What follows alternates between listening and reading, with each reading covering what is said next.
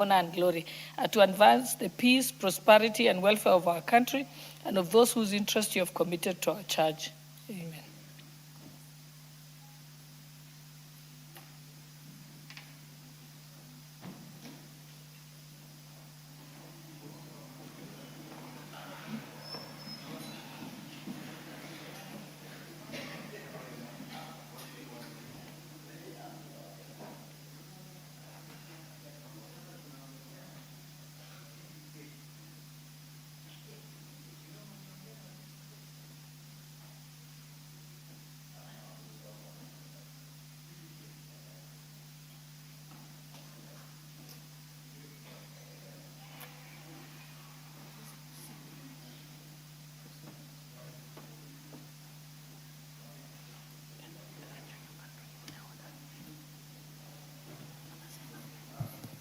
Okay, first order.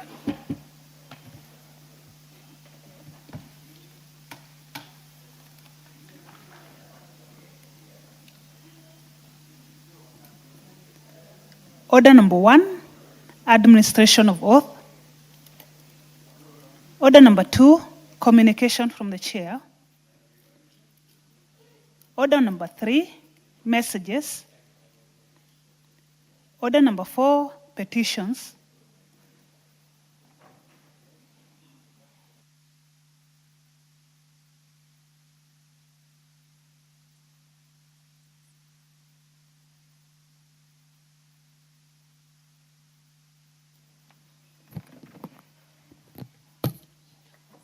Honorable members, Article 119 of the Constitution accords any person the right to petition Parliament to consider any matter within its authority. Further, Standing Order number 2252B requires the Speaker to report to the House any petition other than the one presented by a member. I'll allow the members who are standing to sit. You can be seated.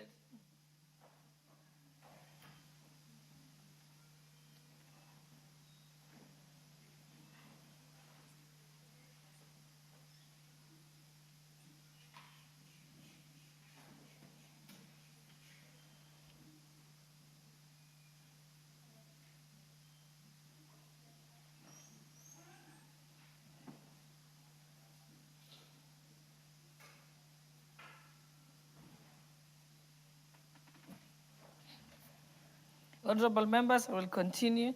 I wish to report to the House that my office has received a petition from Mr. Thompson Kirongo, ID number 21XXX79, regarding the compliance by Safaricom PLC with statutory and constitutional obligations relating to deactivation and reassignment of SIM cards. The petitioner states that Safaricom PLC, a licensed telecommunication service provider, offers SIM card services that facilitate essential services, including voice and data communication, mobile money services such as M-Pesa, and access to financial services, customer identification, and the storage and processing of personal data. Honorable members, the petitioner alleges that Safaricom PLC has adopted a practice of deactivating SIM cards after a specified period of inactivity, ordinarily 6 months, and subsequently reallocating the corresponding mobile numbers to new subscribers. He contends that before such deactivation and reassignment, affected subscribers are always not given adequate notice. The petitioner states that consequently, the subscribers who resume use of their lines may find unable to access communication services such as mobile money accounts, financial services, or personal data associated with the SIM card, thereby violating consumer rights guaranteed under Article 46 of the Constitution. The petitioner further states that the subscribers who are unable to use their SIM cards for prolonged periods due to illness, travel, incapacity, imprisonment, or other unavoidable circumstances risk losing access to their communication services, financial accounts, and funds without adequate notice or due process. Honorable members, the petitioner additionally contends that a SIM card belonging to a deceased subscriber remains inactive and linked to financial assets, that subsequent deactivation and reassignment of such SIM cards without the involvement of the authority of the deceased person or representative may prejudice administration of the deceased estate, contrary to Section 45 of the Law of Succession Act, which prohibits unauthorized intermeddling with the property of the deceased person. Honorable members, the petitioner also questions whether unclaimed funds associated with inactive, deactivated, or reassigned SIM cards are handled in accordance with the Unclaimed Financial Assets Act, including whether such funds are submitted to the Unclaimed Financial Assets Authority where applicable. In addition, the petitioner states that there are ineffective and untimely dispute resolution mechanisms in place, particularly during processing, retention, and transfer and protection of subscribers' personal data in the course of the SIM card deactivation and reassignment. The petitioner therefore prays that the National Assembly inquires into the circumstances under which Safaricom PLC deactivates and reassigns SIM cards and determines whether those practices comply with the relevant laws and recommend appropriate legislative policy, regulatory, or administrative measures to safeguard consumer rights. Honorable members, having determined that the matters raised by the petitioner fall squarely within the authority of this House, and noting that the issues raised in the petition are not pending before any court of law, constitutional body, or legal forum, I hereby commit the petition to the Public Petitions Committee for consideration pursuant to Standing Order 208A. The committee is required to consider the petition and report its findings to the House and to the petitioner in accordance with Standing Order 2272. Thank you. Yes, Honorable Didimas Baraza.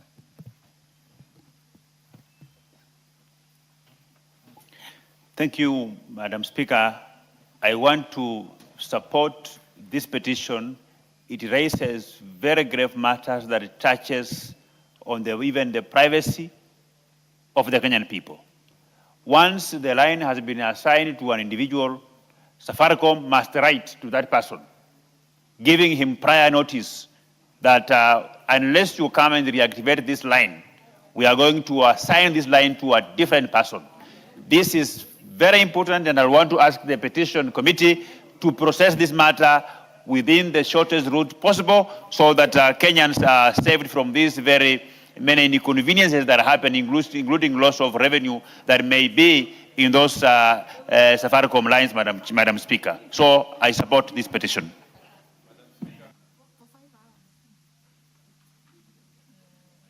Yes, I'll give you a chance. Give me a minute. And Honorable Tandaza, give me a minute. I recognize the schools that are here. Seated in the Speaker's Gallery, I wish to recognize the presence of St. Mary's Kiranda Boys from Nyatike constituency, Migori County, DEB Kavutiri Senior School from Runyanja's constituency, Embu County, and St. Matthew's Maraba School from Tindiret constituency in Nandi County. And seated in the public gallery is St. Paul's Baranga School from Beren North constituency, Embu County,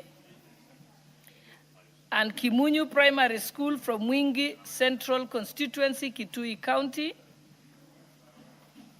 St. Mary's Ndabari School from Beren North constituency, Embu County, King's Vision Academy from Laisamis constituency, Marsabit County, and Tangis Education Center from Roysambu constituency, Nairobi County. I would allow the Honorable Naomi Wako, member for Marsabit, to welcome the students on our behalf. Then we shall continue with the petition. Thank you. Thank you, Honorable Speaker, for giving me this opportunity to welcome all the students from different counties to National Assembly, and especially the students from Laisamis, Marsabit County, where I come from, and just to tell them that you are lucky to be here, and we are happy also to host you. You have a bright future, because I know there are thousands and thousands of students outside there who would have loved to be here today, but they have not gotten the opportunity. So you are among the lucky ones. Mine is just to tell you that this is the house where legislators debate, make laws, and also policies. So mine is just to tell you, Kenya is very competitive today. I know among you we have different type of leaders coming up. We have pilots, we have doctors, we have nurses, we have politicians, and mine is just to tell you, work very hard, excel in your studies. It is only your papers that will make difference. And if you want to be somewhere in a certain office, you have to work very hard. And as you work hard, please make sure that you are disciplined enough. Together with the students, I know there are maybe board members, there are teachers who have accompanied the students. Please continue instilling discipline in our students so that we can have a better country in the future. And as they lead us today and in the coming days, make sure that they work very hard and make us proud. We are happy to have each one of you, and thank you. Thank you, Honorable Tandaza. Thank you, Honorable Speaker. I would want to also not only support, but even give a suggestion as the committee handles this petition, that once they reassign the number, they should also be able to notify those who are using that number and saved that name. I've fallen a victim in a situation where I sent some money to a number which is saved in my phone with the name, only to realize later on that the person I had intended to send the money has not received because the number was assigned to a different person. So you will not blame the receiver, but again, this I think is within Safaricom to make sure that once they reassign the number, they go ahead. I believe they have the system and the capacity to notify those who had saved that number previously. Thank you, Honorable Speaker. Honorable Naisula, did you want to contribute? Thank you, Madam Speaker. And also, just before I comment on the petition, I'd like to welcome the students who are here and just to let them know that it is possible and that they should put all their efforts in their studies. I can imagine those from Marsabit, when did they wake up to get themselves here? That means even in life, wherever you want to go, you will definitely make it. But back to the petition, Madam Speaker, this is a very, very important petition where SIM cards are deactivated with no notice, and also the assets of probably the M-Pesa or the money in the Mshwari and all that. If someone is deceased, that is a very, very important petition, and I do hope that the relevant committee takes action and deals with it immediately. What Safaricom should be concerned on or with, most importantly, are the fraudsters who are using people's numbers to extort, especially for us, even members of parliament. Our numbers are posted out all over social media, and they're extorting money even from our constituents, Madam Speaker.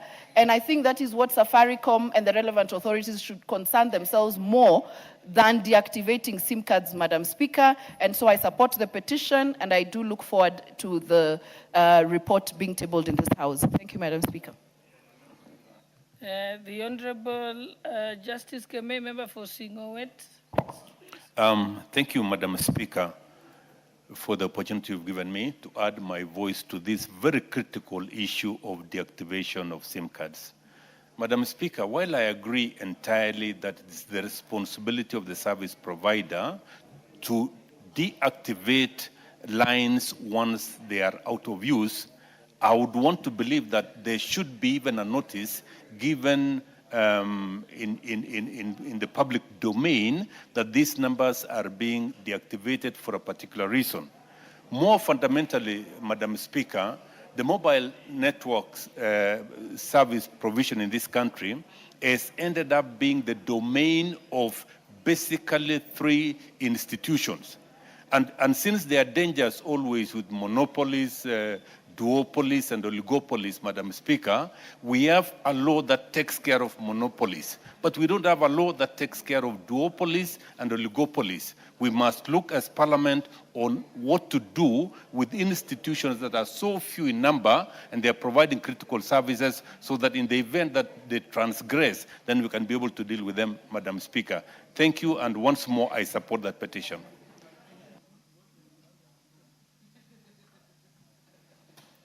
The Honorable Irene Mayaka. Thank you, Honorable Speaker, for giving me the opportunity to also comment on this particular issue. And Honorable Speaker, especially now that we are getting into an intense electioneering period, and as had been mentioned by the Honorable Naisula, matters to do with extortion and people misusing SIM cards, but also, Honorable Speaker, in line with the data protection laws in our country, Safaricom needs to really come and inform the Committee on Petitions in terms of if they're really compliant with that when they're doing the disconnections and reassigning the SIM cards, because data protection is a very crucial issue.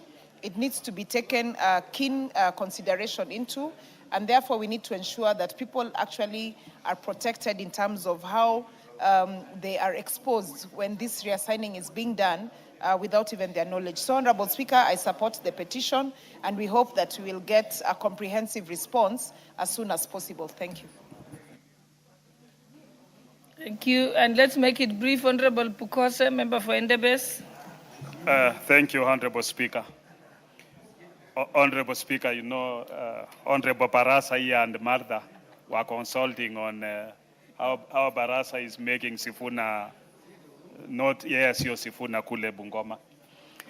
Thank you. Honorable Speaker, I want to support this petition and ask the Public Petitions Committee that this petition is expedited very fast, because it's of concern, Honorable Speaker.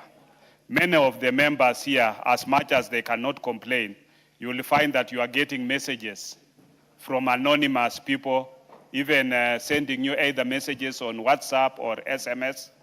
And I think data protection is actually one of the laws that was passed by this House.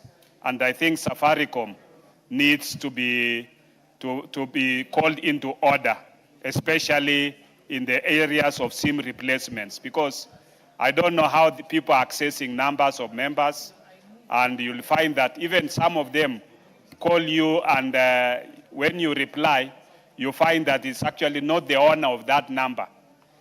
Like even yesterday, I have somebody called Mosop in Kitale, but the one sending me message is not Mosop, it's somebody else who is trying to extort money even from me. So I think this is a very, very emergent issue that must be addressed, and addressed very fast. Thank you, Honorable Speaker. Okay, let's make it brief. Honorable Mutunga. Thank you very much, Honorable Speaker. Honorable Speaker, I would also like to add my voice to this very important petition. Honorable Speaker, whenever we subscribe to any network, either Safaricom or Airtel or whichever it is, we do so for a purpose. And sometimes, even a line can be lost, a phone can be lost, or things can happen, and you're not able to use the phone for some time. And it is important that Safaricom and others who are in this particular field know that when they take over the line, they transfer everything.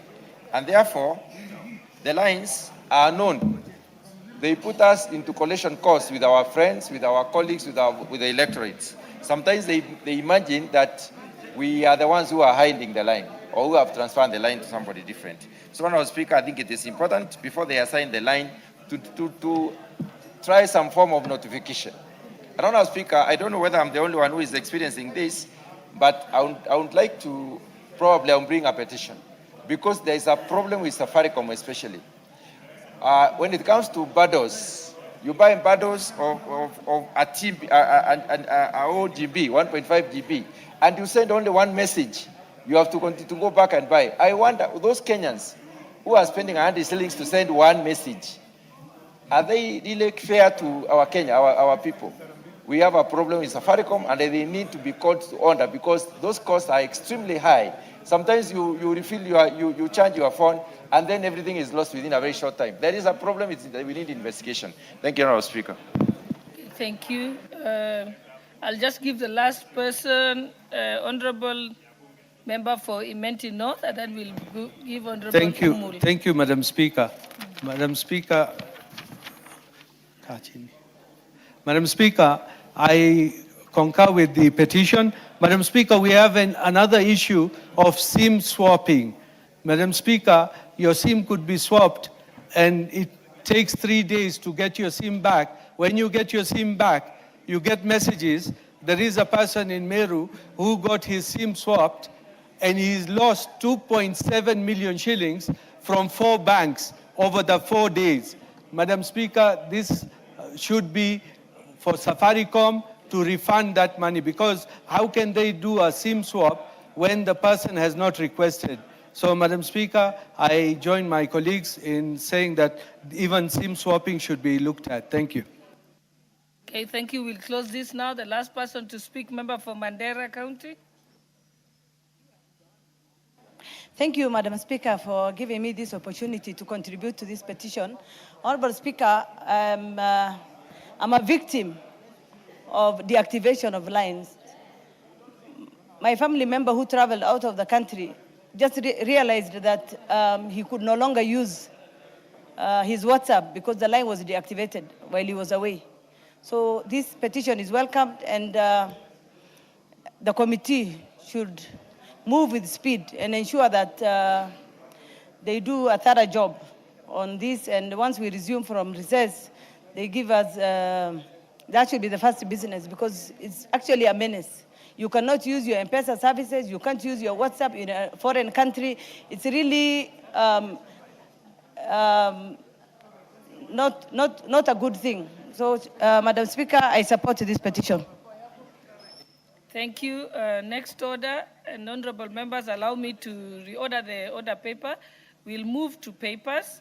Then after the majority leader is done with presenting papers, we will move to order number 7 so that he can make his weekly statement, monthly statement, and then we can proceed. Majority leader, you may proceed. Honorable Osoro should stop interrupting you. Order number 5, papers. Thank you, Honorable Speaker. Honorable Speaker, I beg to lay the following papers on the table of the House today, Thursday, 20th August 2026. A memorandum on accession to the International Nuclear Safety Convention by the Republic of Kenya from the Prime Cabinet Secretary and Cabinet Secretary for Foreign and Diaspora Affairs. B, legal notice number 142 of 2026 relating to the election campaign financing regulations 2026 and the explanatory memorandum from the Independent Electoral and Boundaries Commission. Honorable members, this B concerns us. You need to get this legal notice.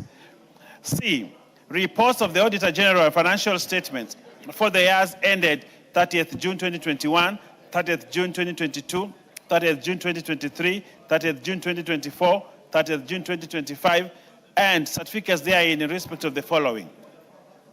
Getaret Girls Secondary School, Kericho County; Rose Mwakwere Girls Secondary School, Kwale County; Friends School, Bokoli Boys Secondary School, Bungoma; Kapkitoni Girls Secondary School, Elgeyo Marakwet County; St. Michael's Boys High School, Terige, Nandi County; 6, Naivasha Day Secondary School, Nakuru County; St. Albert the Great Siakago Boys High School, Embu County; Kalulini Boys High School, Makwiny County; St. Joseph's Chakol Secondary School, Busia County; 10, Kambi Garba Mixed Day Secondary School, Isiolo County; St. Stephen Chiliba Secondary School, Bungoma County; State House Girls High School, Nairobi County; General Joseph Nkaiseri High School, Kajiado County; ACK Musoma Secondary School, Busia County; AIC Kakuyuni Secondary School, Machakos County; Mashuru Boys Secondary School, Kajiado County; Barieruri Boys Secondary School, Meru County; St. Peter's Bodokomo Secondary School, Busia County; Bilik Nur Mixed Secondary School, Isiolo County; Yemit Boys Secondary School, Elgeyo Marakwet County; Kapcherop Boys Secondary School, Elgeyo Marakwet County; Metri Muslim Girls Secondary School, Isiolo County, Consolata Girls Secondary School, Embu County, and 24, Kiriaini Boys Secondary School, Tharaka-Nithi County. D, reports of the Auditor General and financial statements for the year ended 30th June 2024, 30th June 2025, and certificates therein in respect of the following. 1, Kiranga Secondary School, Kwale County. 2, South Tetu Girls High School, Nyeri County. St. Bakita Gataragua Girls High School, Nyeri County. Wasto Day Secondary School, Isiolo County. Isiolo Barracks Secondary School, Isiolo County. Joy Valley Special Secondary School, Bungoma County. Muyogo Secondary School, Nyeri County. Sawagongo High School, Siaya County. Ramba Boys High School, Siaya County. Kilifi Township Secondary School, Lamu, this is Kilifi County. And Kiluani Boys Secondary School, Kajiado County. Honorable Speaker, I beg to lay. Thank you. Next order. Order number 6, notices of motion. Order number 7, questions and statements. Majority Leader, you can start with your statement.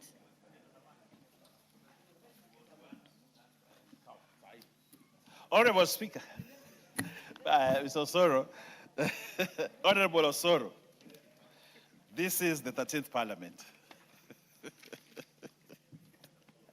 Thank you very much, Honorable Speaker. Pursuant to the provisions of Standing Order 44.2a, I rise to present the following statements on behalf of the House Business Committee, which met on Thursday, 18th August 2026, to prioritize business for consideration during the week. Honorable Speaker, protect me for the Honorable Osoro. And the business coming before the House in the week commencing Tuesday, 25th August 2026. Honorable Speaker, with regards to business scheduled for Tuesday next week, the House is expected to consider the following bills at various stages, some of which are listed in today's paper. A, second reading of the following bills: the Air Passenger Service Charge Amendment Bill 2026, and 2, the Power of Mercy Bill 2025, an important piece of legislation, the Power of Mercy, which we hope to finish today. Committee of the Whole on the Kenya Revenue Authority Amendment Bill 2026 and Senate amendments to the Public Finance Management Amendment Bill number 4, 2024. Additionally, Honorable Speaker, the House will deliberate the following motions should they not be concluded today. Consideration of the Inter-African Coffee Organization new agreement, inquiry into the proposed sale of shares in East Africa Poland Cement PLC. 3, consideration of session paper number 7 of 2026 on the National Infrastructure Fund investment policy subject to tabling of the committee report, a notice of motion. 4, inspection visit to the Kenyan Embassy in Rabat, Morocco. 5, inspection visit to the Kenyan Embassy in Cairo, Egypt. And 6, appointment of a firm to audit and report on the accounts of the Office of the Auditor General. Honorable Speaker, in accordance with the provisions of Standing Order 42A5 and 6, I wish to convey that the Cabinet Secretary for the National Treasury and Economic Planning is scheduled to appear before the House on the afternoon of Wednesday, 26th August 2026, to respond to the following members' question.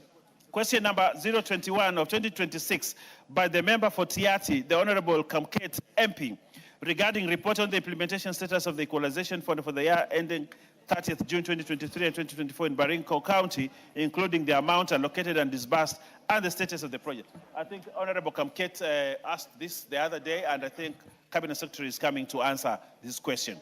Question number 22 of 2026 by the member for Suba South, the Honorable Karoli Omondi. Suba South, the Honorable Karoli Omondi. He needs to do better in interviews regarding the details of the lease agreements for the state-owned sugar mills, namely Chemelil Sugar Company, Mohoroni Sugar Company, South Nyanza Sony Sugar Company, and Zoia Sugar Company, together with the legal opinion and advisory issued by the Auditor General and evidence of the government compliance with the advisory. Question number 023, 2026, by the member for Suba South, the Honorable Karoli Omondi, who should choose which TV station to go to, regarding the utilization of Kenya shilling 65 billion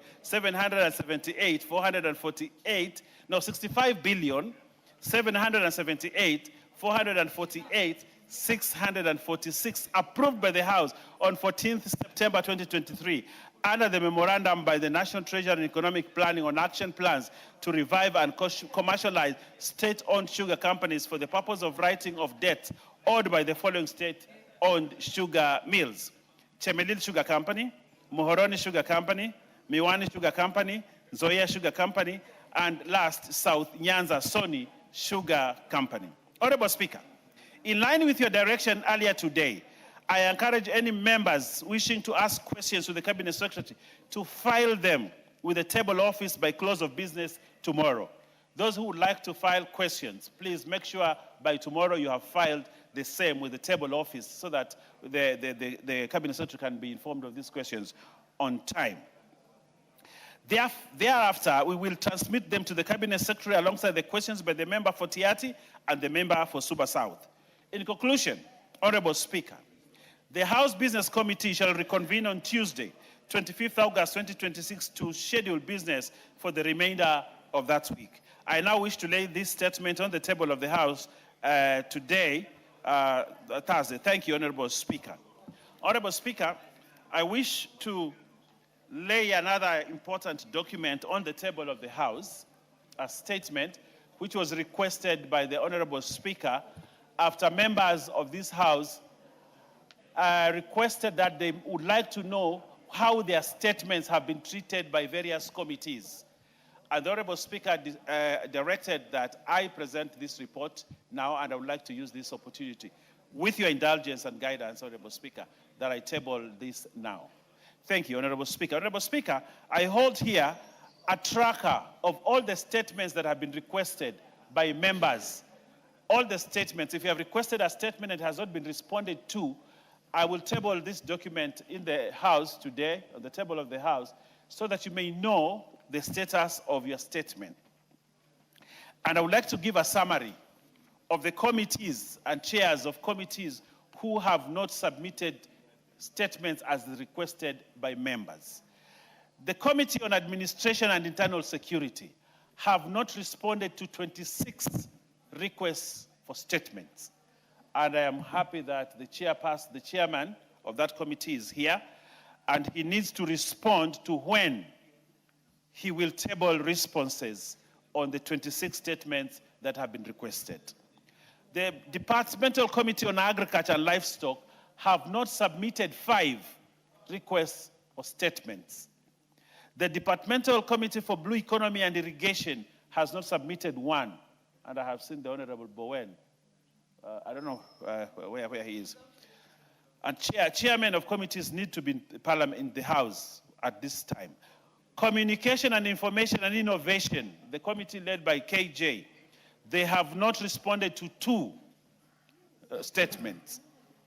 The Committee for Defense, Intelligence and Foreign Relations, led by the Honorable Koech Sonko, have not done 6 statements.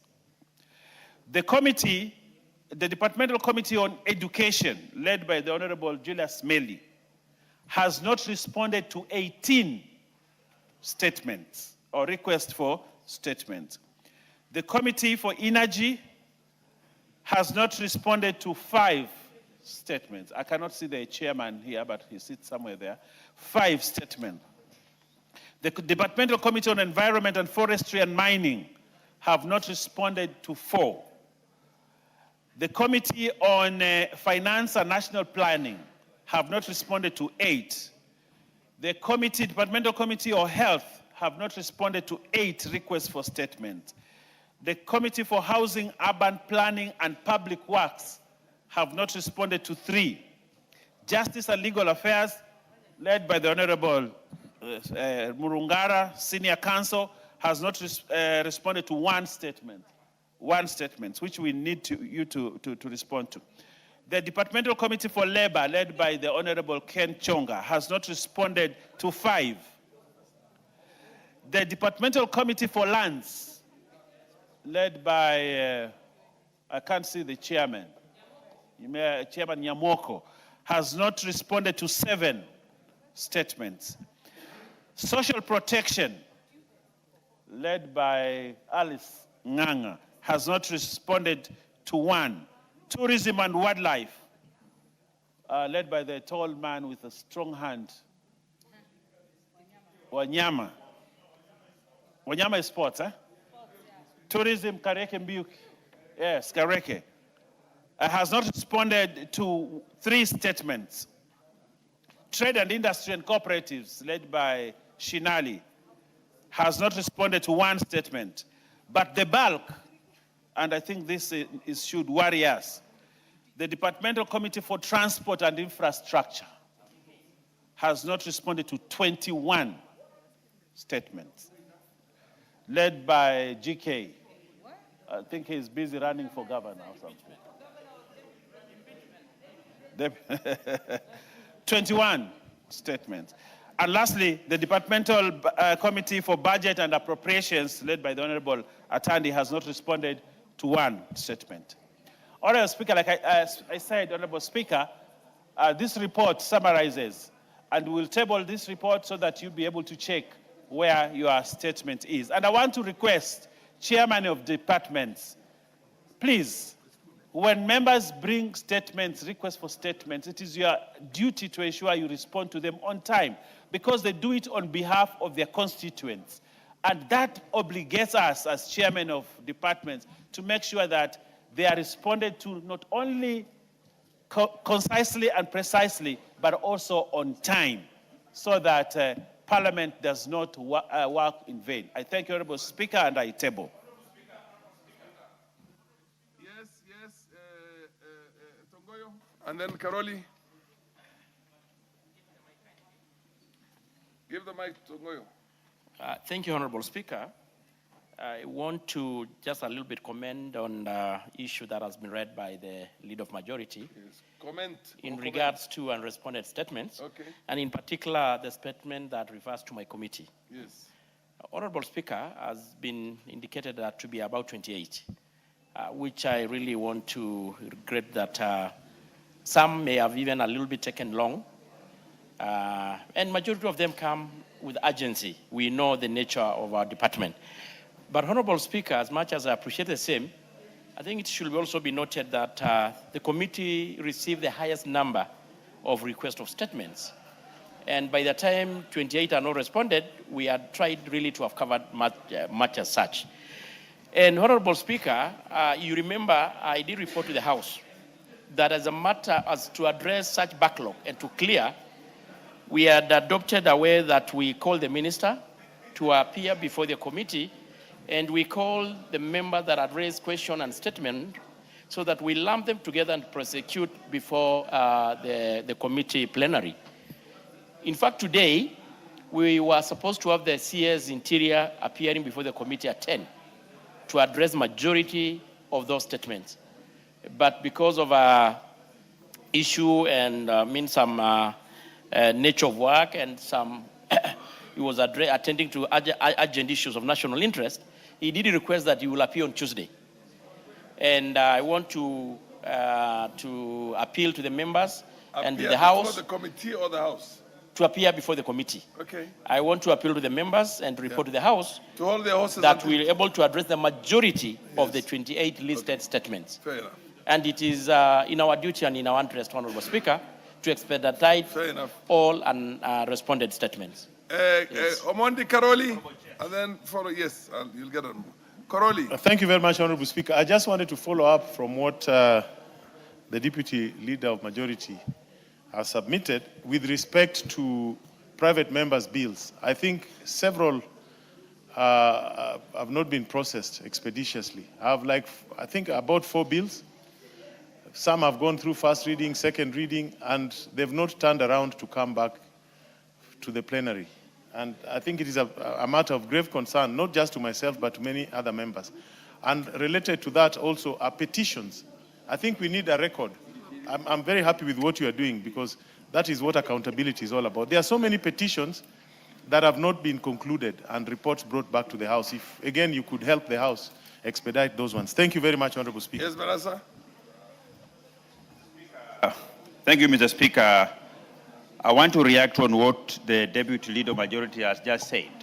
And indeed, he has said that the Committee on Transport, where I sit as Vice Chair, has not responded to 21 requests for statements. And I want to agree, but Honorable Speaker, as chairs, we read the responses given to us by the minister. And there are times when we push these ministers so hard, they say that we are harassing them. And we have since escalated the matter to the office of the Leader of Majority. And I'm surprised that the Honorable Owen Baya, who is the Deputy Leader of Majority, reads his own report by saying that we haven't responded to. We don't respond to reports from the blues. We respond to the report that we are given, and we have escalated this matter to his office. So it's him who should confirm to this House what is he doing to ensure that ministers brings reports to the committees so that the chairs can read these committees, because we don't fabricate our own reports. So the Honorable Owen Baya is cutting a tree that himself is standing on. That is his responsibility, Honorable Speaker, because we don't want to go to the direction where, when we persistently ask ministers to do their duty, then they report to us, to his office, that we are harassing them. So, Honorable Owen Baya, you should tell us when these statements are coming. My role is just to read them. I want to recognize the presence of Nyalil Butch Junior School, Mogotio constituency in Baringo County, and also the presence in the public gallery, and also again in the public gallery, the presence of Kehancha Ravine School, Kuria West in Migori County. Is any member of parliament from Kuria here to give words of encouragement to the students from Kehancha Ravine School? Yes, proceed.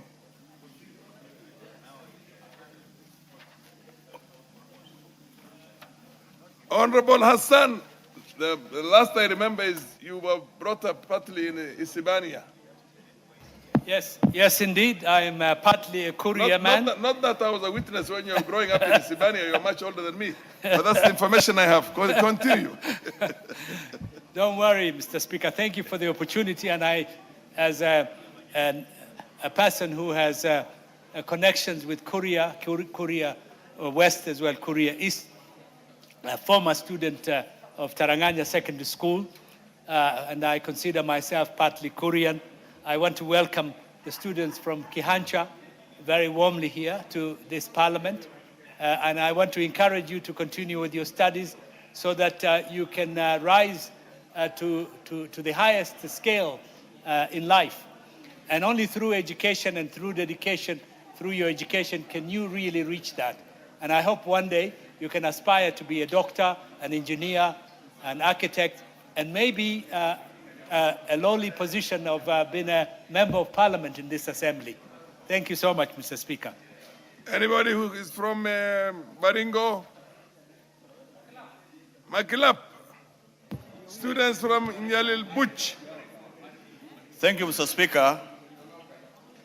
Mogotio. Thank you, Mr. Speaker. I want to take this opportunity on behalf of my colleagues, members of parliament from Baringo County, especially the member of parliament of Mokotio, to welcome the students of Nyalil Butch to the House of Parliament of Kenya and encourage them that one day, one of you will become a member of parliament here.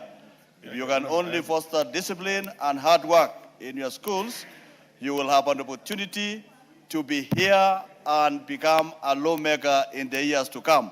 And even to the other students from the other Kuria, Mr. Speaker, I want to say the future of our country is in the young people. The students will one day become old and be able to lead this country in any sector, either private sector or professionals of the future of our country. Education is the only equalizer where people of Mogotio can meet with people from Dadaab, can meet from people of Western, can meet from the people of Nairobi, because education is the only equalizer in this country. Thank you, Mr. Speaker. I wish them success. We now on statements again.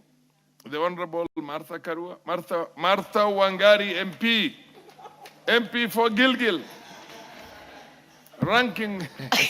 Honorable Speaker, it's not the first time because we share both names, Martha Wangari and Martha Wangari Karua, but this is the MP for Gilgil, Mr. Speaker. Okay, proceed. Honorable Speaker, I rise pursuant to the provisions of Standing Order 44-2C. I wish to request for a statement from the chairperson of the Departmental Committee on Administration and Internal Security regarding the rise of incidences of violence in political rallies across the country. Honorable Speaker, in recent weeks, the country has witnessed a worrying escalation of violence, disruption of political gatherings, and destruction of property during political rallies, with recent incidents reported in Homabay, Nyandarua, and indeed Nakuru counties. The loss of life. Order, honorable members. Honorable Tongoyo, you're engaging in an animated discussion with Madam Pasaris and the Honorable Baraza when a matter that concerns your own committee is on the floor. I blame Honorable Pasaris. We were very peaceful before she came. Listen to what she has to say and then give an undertaking. Honorable Speaker, allow me to take it again. Honorable Speaker, pursuant to the provisions of Standing Order 44-2C, I wish to request for a statement from the chairperson of the Departmental Committee on Administration and Internal Security regarding the rising incidences of violence in political rallies across the country. Honorable Speaker, in recent weeks, the country has witnessed a worrying escalation of violence, disruption of political gatherings, and destruction of property during political rallies, with recent incidents reported in Homabay County, Nakuru, and indeed Nyandarua counties. The loss of life, attacks against civilians and security officers, destruction of property, threats against political opponents, and the growing use of inflammatory and divisive rhetoric are deeply concerning, as it undermines the peaceful exercise of democratic rights. It also heightens political intolerance and poses a serious threat to national peace, cohesion, and unity. Honorable Speaker, incidences that were initially dismissed as isolated occurrences have now escalated into full-blown violence, characterized with the explicit use of crude weapons. The consequences of political violence are far-reaching, resulting in loss of lives, destruction of property, disruption of livelihoods, and erosion of investor confidence. It is regrettable that despite the recurrence of these incidents, decisive action has yet to be taken to bring the perpetrators to account. Additionally, the relevant state agencies are yet to provide comprehensive reports on the status of investigations into these reported cases of political violence across the country and measures to forestall its escalation. Honorable Speaker, it is against this background I request for a statement from the chairperson of the Departmental Committee on Administration and Internal Security on the following. Number one, what is the total number of reported cases of political violence during political rallies and other political activities across the country in the last 12 months, including the status of investigations, identities of perpetrators, and actions taken in respect of each of the cases? Number two, the total number of persons who have lost their lives, suffered bodily harm, or sustained serious injuries as a result of political violence during the last 12 months. And finally, the measures taken by the government to curb political intolerance and prevent politically instigated violence, including preparations and interventions aimed at ensuring peaceful political activities as the country approaches the 2027 general election. I thank you, Mr. Speaker. Yeah, what's your point of order, Millie? Thank you, Mr. Speaker. I want to thank Honorable Martha for raising that statement. Mr. Speaker, I've listened very carefully, and I was wishing she could have raised the issue of violence against women. Very recently in Homabay, it has been said that many women were raped in that incident. Mr. Speaker, on top of that, I saw the governor of Homabay went to condole with the family in Shauri Yako Estate in Homabay town. And the person she went to condole with is a woman. Mr. Speaker, we are told in Homabay the deaths are underreported and not less than 12 people died. Mr. Speaker, I hope that Honorable Martha can actually give, please add to that statement, or the committee could add to that statement, exactly how many women were raped, or if there are investigations, because on cases of rape, women are very shy to come forward. I personally met 2 women who were attacked. One is a woman who was from Kwale, and she was cut with a panga here. She was on a wheelchair. I was actually called because of what people know that my concerns about women. I went and saw her when she was on transit from Kisumu to Mombasa around midnight. I went to see her. Mr. Speaker, finally, Mr. Speaker, with your indulgence, one of the other issues is also attack or destruction of churches. As a Seventh-day Adventist, I was very offended that people have no respect even for churches. 2 Seventh-day Adventist churches were destroyed, especially in our month. It's like your holy month of Ramadan. As this month is a month that all SDAs know, we have our camp meetings. It's our month of prayer, and therefore coming into our holy places in such a month is actually a disgrace. I hope the committee can also raise concern about that. Thank you. Yeah, I think you have taken note of everything she has raised. In addition to, and Naisula. Naisula, yes. Thank you, Mr. Speaker. And I want to congratulate my sister and colleague, Honorable Martha, for bringing this very, very important statement. Because, Honorable Speaker, the incidences that have happened in this country are not something to take lightly. And even for each one of us in this house, this is not just a show. It's not something that, and it doesn't matter the political side that you support. Speaker, because you will see, because everything raised in this house sometimes just become political. Why did Honorable Martha ask these questions? Why did Honorable Millie support? Why did so-and-so raise that issue? It does not matter which political side you are in. All of us should condemn violence and in the manner that it is happening in this country. And I want to say this, I'm so used to Madam Speaker sometimes. Speaker, I wanted to say Madam Speaker, then I realized it was you. But I wanted to say this. Right now we can cheer because it is somewhere else. It will come to bite us. Each one of us, as leaders, it will come to bite us. It almost beat us here in 2024. So anybody, and also let us not be forgetful, violence should be condemned in whichever formation, in whichever form, Mr. Speaker. Fair enough. You should ask some of us, Madam Speaker, Mr. Speaker, you should ask some of us who every day we have to deal with these matters of banditry in our place, where lives are lost. Now we are having people actually carrying pangas in public. Like, I'm in shock what happened in Homabay. I'm yet to fathom what was actually happening that day. So, Mr. Speaker, I support this statement, and it should be taken seriously, and all of us should condemn violence, regardless of which side. Thank you. Okay. Owundo, and then one more person, then we move on to the next.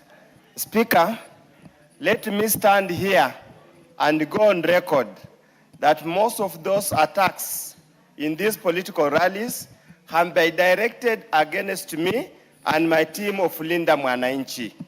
We faced almost death in Kisumu, but what I saw on Sunday in Homabay, Honorable Speaker, that's not political violence. That was terrorism, premeditated terrorism. And it was truly, Honorable Speaker, is on record. And I want the chair to face the Cabinet Secretary plus the PS on the face and make it very clear that what they watched, what the police officers stood and watched happening is actually a dereliction of duty and actually is a breach of the Constitution of Kenya. Honorable Speaker, I would urge that let them extend this inquiry for many months that have happened since last year. And we want an expedited answer as soon as practically possible, because once we go for the recess, we are going to have many of these rallies, and if the perpetrators, some of them who are our colleagues here, some who are governors, and who are women who are planning for the murder and rape of fellow women, they must be condemned appropriately. The final one, Naomi, last one on this statement, which is sought by Madam Martha. Thank you. Wangari. Honorable Speaker, for giving me the opportunity to add my voice to this very, very important statement. Honorable Speaker, what we are observing in our country these days is not acceptable. And many people seem to be blaming politicians because they say that goons belong to politicians. And I want to condemn that because when we do that and we hurt each other, we have only one country and we have nowhere else. So we have to protect our country. We have to uphold peaceful coexistence. We have all, we have to tolerate each other. Being in different political groups does not matter, but what matters is us sharing our ideas and selling our ideas to people. And the rest we leave to God and the people. Honorable Speaker, all the people who are responsible, who are behind the attack, not only for the last weekend, but all the attacks that have been there, should be put in jail, and we should also protect the common Mwananchi. Thank you, Honorable Speaker. We have to make some progress. I'll give the last one, very last one, to the MP for Banisa. Being a freshman who has probably less than 1 year more, less than 2 years. Okay, proceed. And yes, thank you, Mr. Speaker, for considering my freshness. Mr. Speaker, Mr. Speaker, I come from Homabay as well as representing Banisa. Madam Mili can attest that I'm from Homabay too. I own businesses there, and what we have seen last Sunday was terrible. And we don't want to wish it for any part of this country. So what we want to ask the administration, the Ministry of Interior, to make sure that to prevent such things from happening in future, they must map out critical areas so that we won't have such things repeating itself in future. Thank you, Mr. Speaker. The lady behind you, Namase. Thank you, Honorable Speaker, for giving me the opportunity to add my voice to just in support of the statement. Honorable Speaker, the culprits must be called out for what they are, as criminals. Because as a country, we cannot continue to tolerate what we have witnessed. It's not just Homabay. We witnessed in Olkalau. We've witnessed in all other places, including Busia County, Honorable Speaker. Honorable Speaker, the investigations must be thorough and those who are concerned arrested. Because if no action is taken, we risk seeing this country degenerate into a state of anarchy, where anybody is taking the law into their hands, Honorable Speaker. We cannot allow this. It cannot continue. It must be stopped. It cannot be tolerated, because every Kenyan has a right to go anywhere in this country, to seek for votes anywhere in this country, and therefore we cannot encourage. Otherwise, we shall not be able to carry out our campaigns across the country in peace. And we need peace. Thank you, Honorable Speaker. Ordinarily, my presumption is I've given a lot of leeway, but because of the sensitivity of the matter, I'll give a few. The lady behind Keses MP. Sorry for my short-sightedness. Thank you very much, Mr. Speaker, sir, for giving me this chance, even for myself, to contribute. I want to join my colleagues. Some of us, our hearts are really bleeding. When we saw a very innocent officer die, when he is protecting Kenyans, when we saw our children dying, when they are innocently supposed to participate and also to follow the people they feel they want to follow politically. Therefore, Mr. Speaker, sir, it's unfortunate, and this is the time we became all sober, including us politicians. Let us stop emotions. If your colleague is having a rally, just relax and put your own rallies. But Mr. Speaker, sir, we have to say no to this bad behavior. Mr. Speaker, sir, we cannot sit in this house as we watch sons and daughters innocently dying for such criminal activities. We Fair want enough, to see fair enough, fair the enough. CS taking action. This is And we want a people request to for be a collected statement. for the action they have taken. Thank you, Mr. This is a request for a statement, and ordinarily what you feel has not been captured is the only thing you raise. It's not an opportunity for a debate. Honorable Kenan, you want to inform who? Kenan? Mr. Speaker, yeah, no. There comes a time when we must side with the nation state of the Republic of Kenya. Mr. Speaker, fidelity to the rule of law and constitutionalism is not a sign of cowardice. Mr. Speaker, what puts us together under this flag that defines the very borders of this sovereign republic is adherence to the rule of law. Goonism, violence, has no place in a modern day Kenya, and we must all stand to be counted and say no to this. We are destroying our tourism sector. We are discouraging the foreign direct investors. We are sending chilling, scaring message to visitors. Which country are we going to talk about? I want to urge you, the politicians. Allow me to say this, Mr. Speaker. This country requires our protection. I want to appeal to those who are in charge of the criminal investigation system to go and investigate and arrest the perpetrators, regardless of their state, regardless of their position, and bring everybody under the rule. Mr. Speaker, we say no to violence, we say no to Goonism. Kenya must thrive, our image must exist, and the Premier Republic must be protected by all those who love Kenya, and we love Kenya. We don't have a spare country, Mr. Speaker. It says take not more than a minute. Don't give a long speech. If there's Thank anything you you so feel much, been left Mr. out, Speaker. on the onset, you just enrich the request. Thank you, Mr. Speaker. On the onset, allow me first of all to sympathize and eulogize to the families that they lost their loved ones, the police officer and the citizen who was lost. And those who are hurted, wish them quick recovery. Just want to pick on one thing, Mr. Speaker.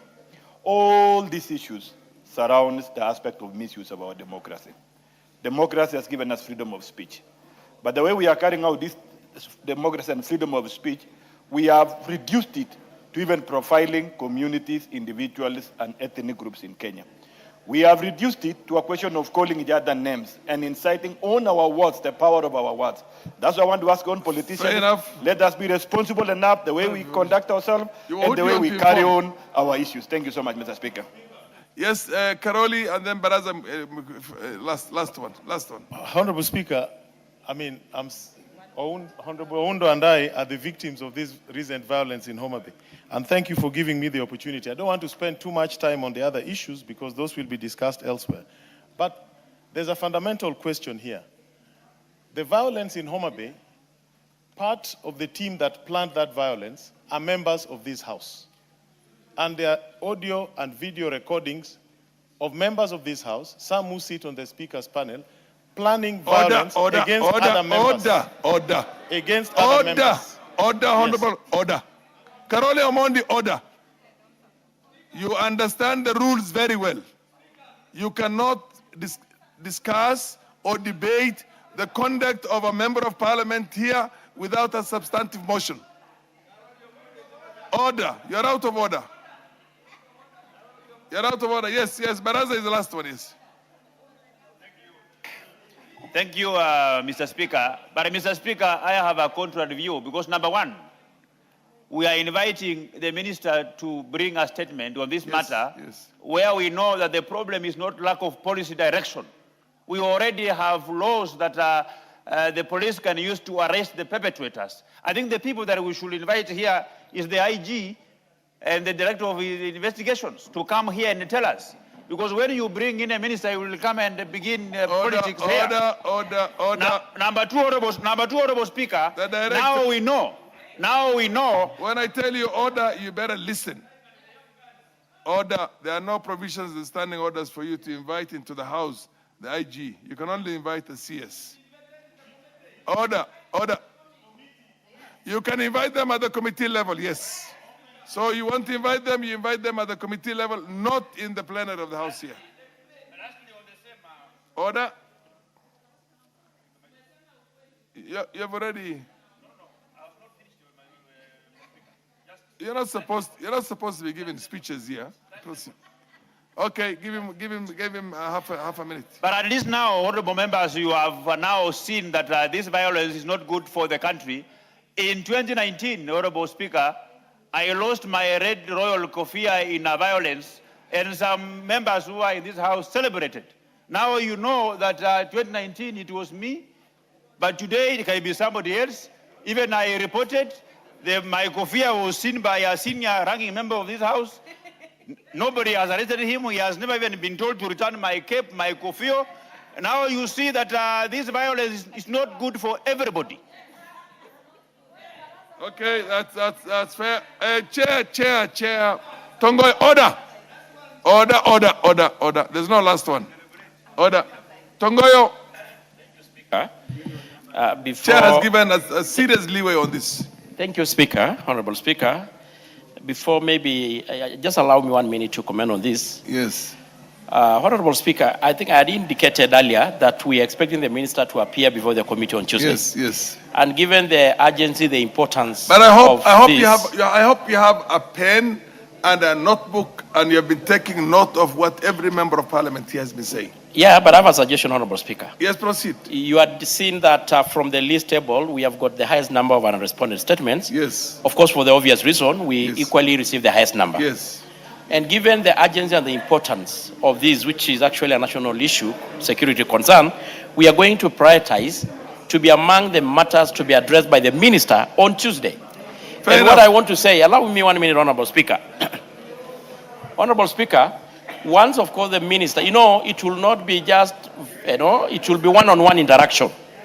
Honorable Speaker, but it should be clear to all of us that the president, the IG, the minister himself, previously, in several occasions, not once, had clearly pronounced themselves on this issue.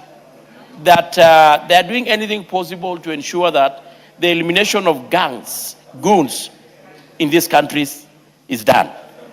That call for, it is incumbent upon all of us, Honorable Speaker, the 349 of us seated in this house, including those who are even speaking the loudest, to take the responsibility, being responsible enough, being patriotic enough, to ensure that we together help the government fight this menace of organism and goons, Honorable Speaker. Okay, you're going to meet the... Yes. So on Tuesday, order, honorable members, order. So on Tuesday, yes. Tuesday you are sitting with the CS. And when are you coming back to the house? Honorable Mother Wangari statement. Yes. And once we bring all of them to the floor of the house. When? On Wednesday. The following day. Yes, the following day. Fair enough. Thank you. So it's so directed. For tabling. It's so directed. The honorable. The record of the house. The honorable MP for West Mugrango, Stephen Mogaka. Order, honorable members. Proceed. Thank you, Mr. Speaker, for giving me the opportunity to request for a statement. And just on a point of order, Mr. Speaker, on 11th of August, I did raise a request for a statement materially similar to what Honorable Wangari has raised. I do hope that the two statements will receive proceed on the current matter. Thank you, Mr. Speaker. I seek to request for a statement regarding implementation of income tax exemptions for persons with severe disabilities as well as their parents or guardians. Honorable Speaker, pursuant to the provisions of Standing Order number 44-2C, I wish to request for a statement from the chairperson of the Departmental Committee on Finance and National Planning regarding implementation of income tax exemptions for persons with disabilities, and in particular, parents and guardians caring for persons certified with severe disabilities and incapable of catering for their basic needs. Mr. Speaker, the Persons with Disabilities Act of 2025 provides for tax reliefs intended to cushion persons with disabilities and families that bear the financial responsibility of caring for them. Section 56 of the said Act provides for income tax exemption for persons with disabilities who are in receipt of income, while, Mr. Speaker, Section 57 of the said Act empowers the Cabinet Secretary responsible for finance, upon application, to grant an income tax exemption to a parent or guardian of a person certified with severe disability and incapable of catering for their basic needs, where such persons is under their care and custody. Mr. Speaker, while the law is very clear on this provision, there is limited information on how to apply for this exemption. By way of illustration, Mr. Speaker, one Mr. Anthony Obade, holder of ID number 22151471, a resident of Kajiado County, is a parent of a child certified with severe disability and incapable of catering for his basic needs. The child was duly registered and issued with a disability registration certificate, reference number NCPWD-JRSGRWG, way back in the year 2024. By the letter dated 2024 June 2026, by the letter dated 24th June the year 2026, Mr. Obade formally applied for tax exemption on his income in accordance with the Persons with Disability Act. To date, Mr. Speaker, however, there has been no feedback on the status of his application. This case raises concern as to whether eligible persons and their families are effectively accessing the statutory tax reliefs provided by the law. Mr. Speaker, it is against that background that I request for a statement from the chairperson of the Departmental Committee on Finance and National Planning on the following. Number one, the criteria and procedure currently applicable in determining the amount of income tax exemption available to parents and guardians under Section 57 of the Persons with Disability Act of the year 2025. Number two, the status of the application of income tax exemption of the said Anthony Obade and the reasons for the delay in processing his application. Number three, what programs are in place to disseminate information so that parents and guardians catering for persons with severe disabilities across the country are adequately informed of and are able to access these tax reliefs. And finally, Mr. Speaker, the measures in place to address administrative and technological challenges that may hinder eligible persons, parents, and guardians of persons with severe disabilities from applying for and accessing the statutory tax exemptions. I thank you, Mr. Speaker.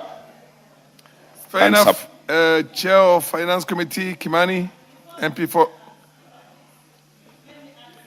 It's a very straightforward. Okay, what do you have to add? You see, thank you, Mr. Speaker. The issue that Honorable Mogaka has raised is very crucial in our current economy, Mr. Speaker. You can imagine the parents who have children living with disability, they don't work the whole day. They go for half duty because taking care of a child living with a disability is another job. So this should not even be taken as something that needs to be given a thought. It is something that should be given a consideration. We help these parents. The fact that we give a waiver to people living with disability, the parents should even be given double, because there is also disability in the mind of a parent taking care of a child living with a disability. So I support what Honorable Steve has presented before this House, and an action should be taken even within 1 week. We should have a response before we go for the recess. Yes, thank you, Mr. Speaker. Kimani. Thank you very much, Honorable Speaker. Once I would like to thank my two colleagues for seeking this particular statement. Maybe one of the issues that I would like the member to specify the exemptions for people living with disabilities as per the Persons with Disabilities Act, the first 150,000 shillings of income per month or 1.8 million shillings per year is automatically exempt from income tax. However, there is a rider that for you to qualify for that exemption, then you must be registered by the National Council for People Living with Disabilities.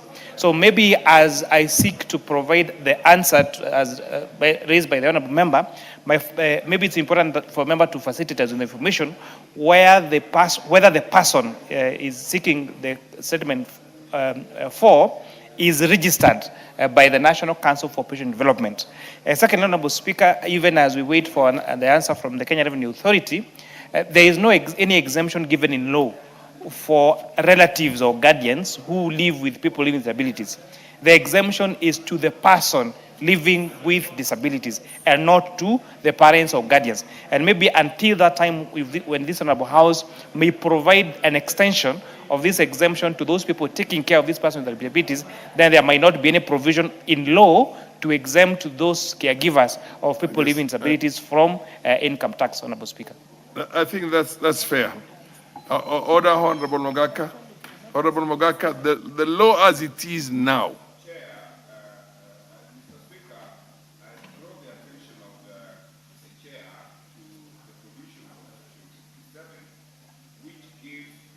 yes, discretion, application by a caregiver of a person with disability to grant that exemption. And that is the law that I'm seeking, that this committee makes the CS grant the parents of these people their entitlement. That discretion needs to be exercised judiciously. Thank you. Yeah, the person is registered. I draw the attention of the chair to paragraph 3, where Ubade is registered under certificate registration reference number NCPWD-JRSGWG registration. Fair enough. I mean, I think that's clear. That's clear. How long will you take before you come with that response? Honourable Speaker, now that the Honourable Member has provided clarity on what is being sought and the details, I think this is a fairly straightforward statement. I should be able to provide it by Thursday next week. Okay. So they have this enough. information before you go on recess. It's so directed. The next one is the Honourable Walter Owino, MP for Awendo, on the impending auction of land belonging to South Nyanza Sugar Company Limited. Proceed. You're seeking a statement, yeah. Give him the mic. Thank you, Mr. Speaker. This is a request for a statement regarding the impending auction of land belonging to South Nyanza Sugar Company, Sony. Honorable Speaker, pursuant to the provisions of Standing Order 44-2C, I rise to request for a statement from the chairperson of the Departmental Committee on Finance and National Planning regarding the impending auction of land belonging to the South Nyanza Sugar Company Limited. Honorable Speaker, the South Nyanza Sugar Company Limited maintained banking services at the Cooperative Bank of Kenya since the year 2012. At various times prior to the transitioning to the leasing arrangements, the company secured a 5-year loan facility of Kenya shillings 335 million under the Commodities Fund and an overdraft facility of Kenya shillings 300 million. At the time of transitioning to the leasing arrangement, the outstanding loan had accrued... Order, honourable members, order. Order. Can I repeat? There is a small caucus of Northeastern MPs there who are in very loud, do it in very low tones. Honourable Abdisrat Khalif. Mr. Speaker, I may have to start again. Yes. Honorable Speaker, pursuant to the provisions of Standing Order 44-2C, I rise to request for a statement from the chairperson of the Departmental Committee on Finance and National Planning regarding the impending auction of land belonging to the South Nyanza Sugar Company, Sony.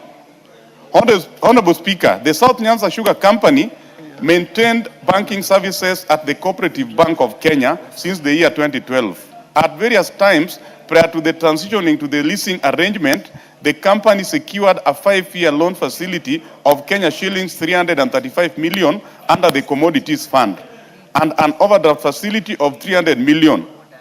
At the time of transitioning to the leasing arrangement, the outstanding loan had accumulated to Kenya shillings 710,453,474, which included capitalized interest accrued over time.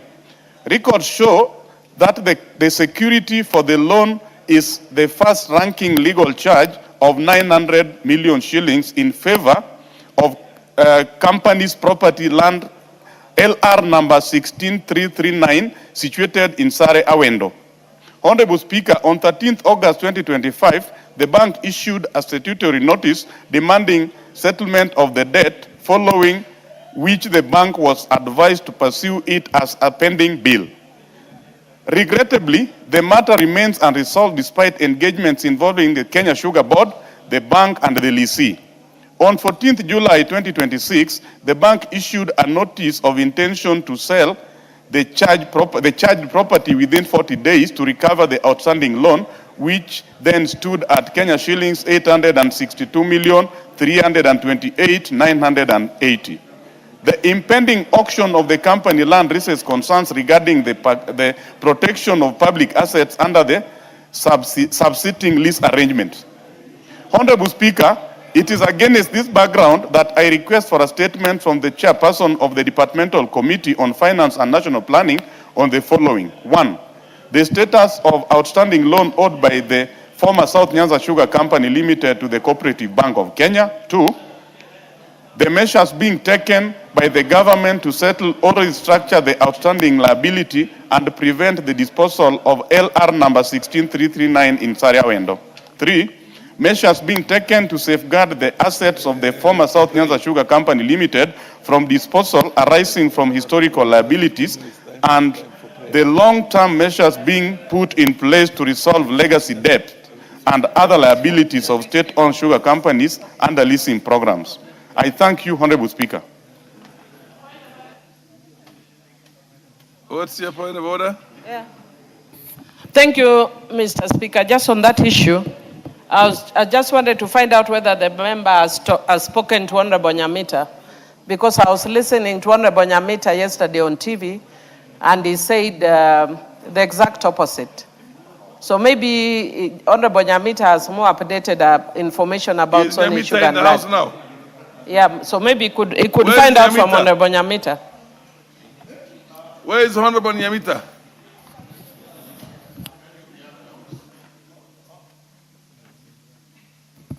Yes. Honorable Speaker, I represent Awendo constituency, and Honorable Nyamita represents Uriri, which is neighboring Awendo. So I speak on behalf of Awendo. Okay. Thank you. Fair enough. The Honorable Kimani, give an undertaking on when you will have the comprehensive statement on that. So, Honorable Speaker, I want to thank the Honorable Walter Owino for seeking this statement.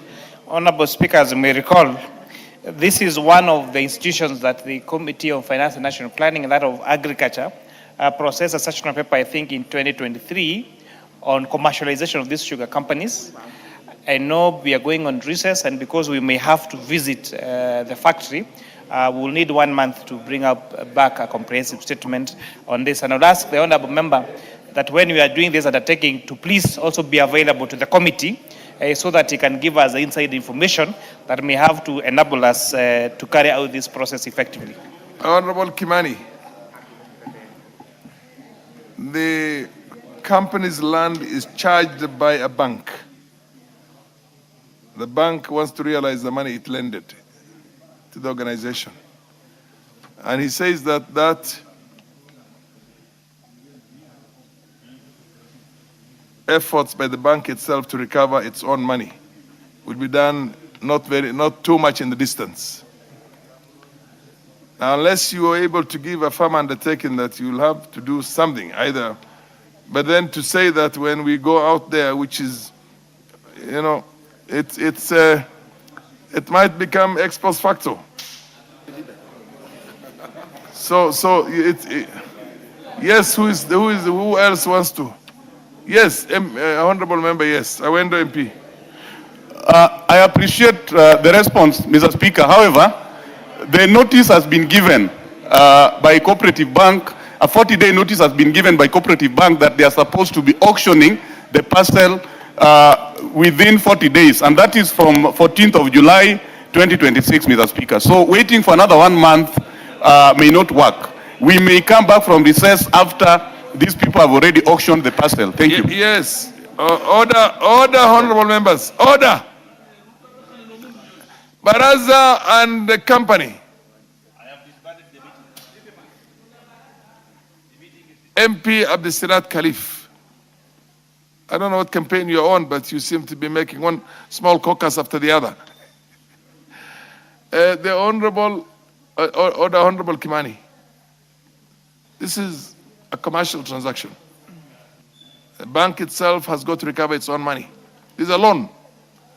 Now, if you really want to do something about it, you have to give an undertaking such that you make the right, what do you call, interventions with the treasury, or to find a way to pay off the bank. Whatever you have to do it yourselves, because the land is going to be auctioned. And it's a parastatal, to the best of my... Is it a parastatal? Yes, it is a parastatal. So for you to protect the interest of the nation and interest of the public who live around that place, you have to give a firm undertaking that you will make a certain intervention to make sure that the bank discharges the property upon a negotiated settlement of whatever it is. Because this is a commercial loan, you can't stop the bank. You have no powers to stop the bank. Yes, and indeed you're very right, Honorable Speaker. Now that there already exists a contractual arrangement between the sugar company and the bank, which is an arrangement or a contract as per the Contracts Act, then we need to be careful how we maneuver around this. But however, Honorable Speaker, there is still some relief, because this Honorable House did pass a session of paper in 2023, if I'm not wrong, in the commercialization of these companies, where there was an undertaking by National Treasury to take up some of these debts. And therefore, considering the urgency of the matter as explained by yourself and by the Honorable Member, we shall make it the operative business in the committee, and we should give back a report to this House, a preliminary statement next Thursday, and a comprehensive statement now thereafter. After now we meet all these parties, Honorable Speaker. I submit. Fair enough, fair enough. Yes, Koyo, I think this matter is settled. Thank you very much, Honorable Speaker. For now, at least, yes. Thank you very much, Honorable Speaker. I think I want to speak to this. The chairman of finance should be very specific. The government should be very careful with protecting people's property. We have been bailing out Kenya Airways every other day and other parastatals. And this is something very unusual, because the land belonged to the locals. And the locals gave it willingly because they wanted a factory to be erected to promote industrialization and create employment and keep the economy going. But somehow, somewhere, people have lost taste. Until now, what we are suspecting is that some serious people are the people who want this thing to go for auctioning, then they buy it cheaply. And they should be very serious with the public properties. I want you to be specific and give a guarantee to this House that you will do what it takes. He has given an undertaking that he will to stop the auction. He cannot stop the auction. Auction can only be stopped by a court. Yes. How do you want? Or an undertaking. If he negotiates through the treasury with the lending authority or the lending institution itself, then maybe that is the case. Yes, what's your point of order, Miriam Dembo? She's on a point of order. Thank you, Mr. Speaker. Mr. Speaker, I think the chairman of finance knows that it's now in the public domain that we are marginalized counties, Homabay and Migori. And the government takes special measures to support marginalized counties. Can the government pay that loan? We are marginalized. Let the government pay that loan. And we are also in broad-based. Let the government pay that loan.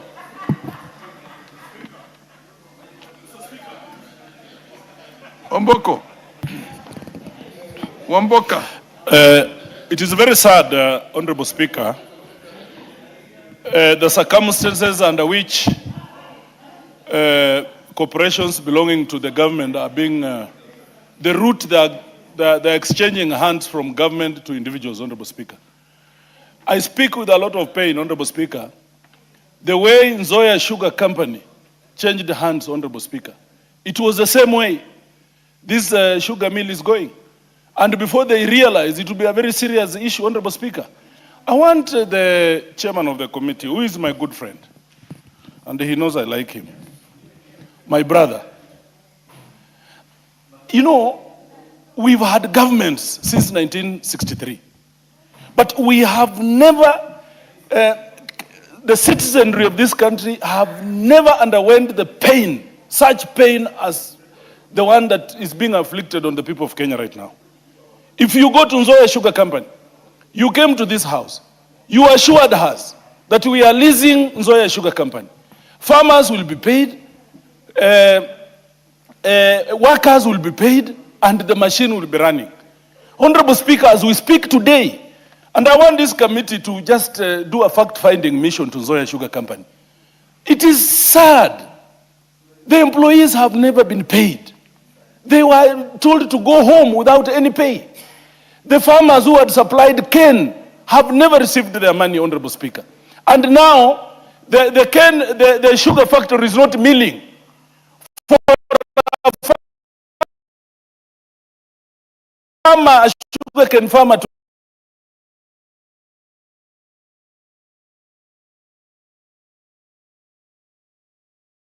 get a permit to take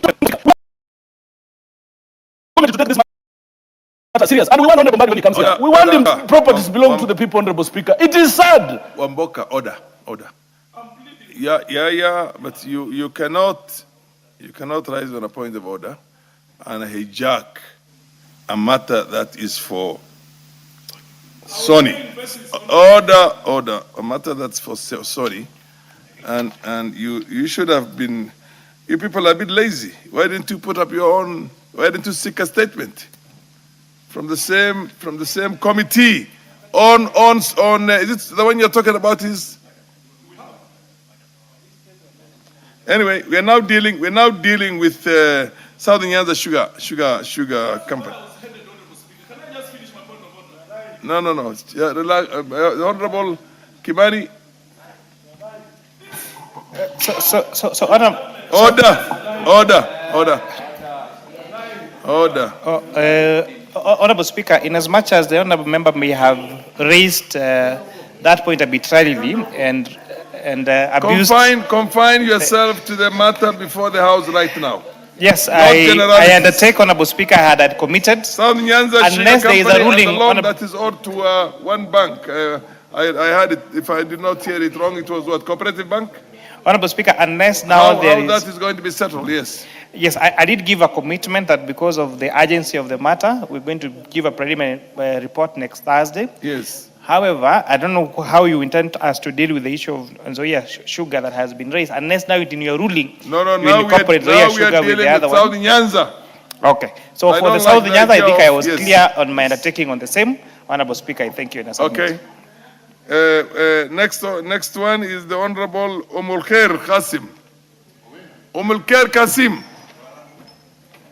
Preparedness for anticipated El Nino rains in the Asal areas.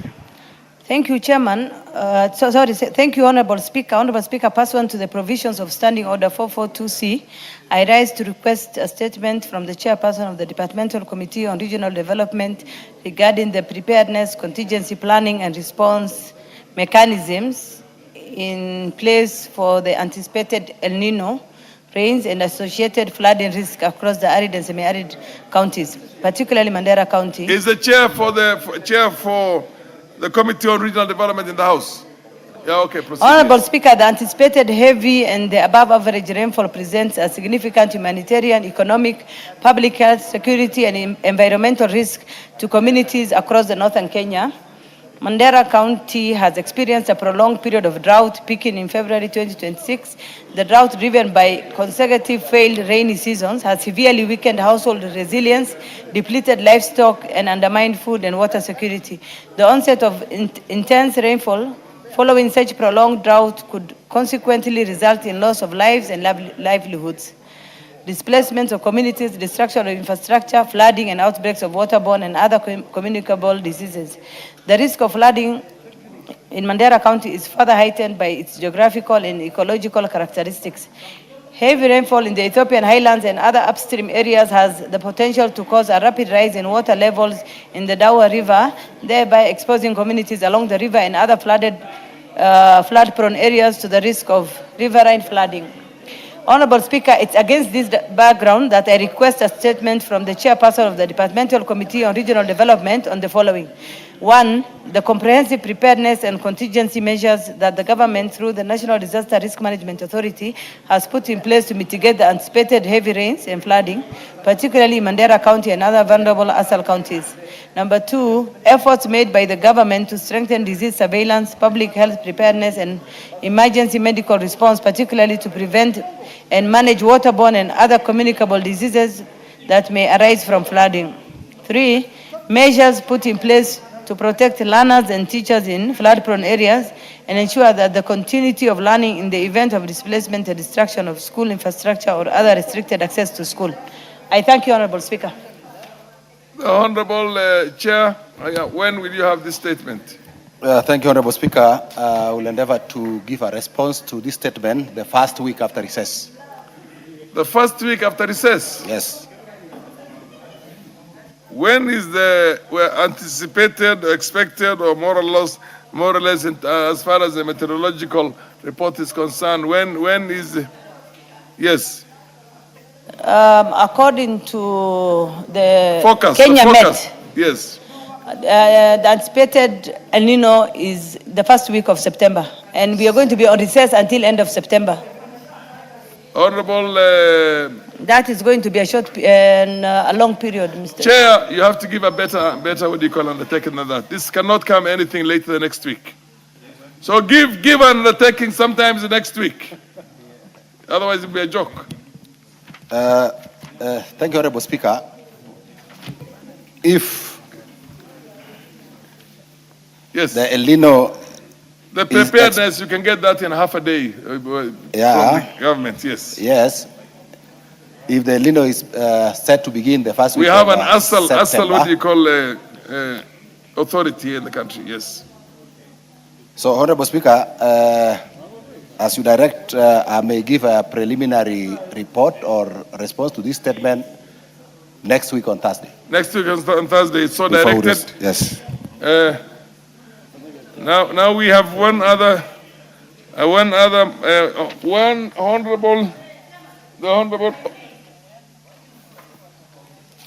the Honorable Barar Kitur.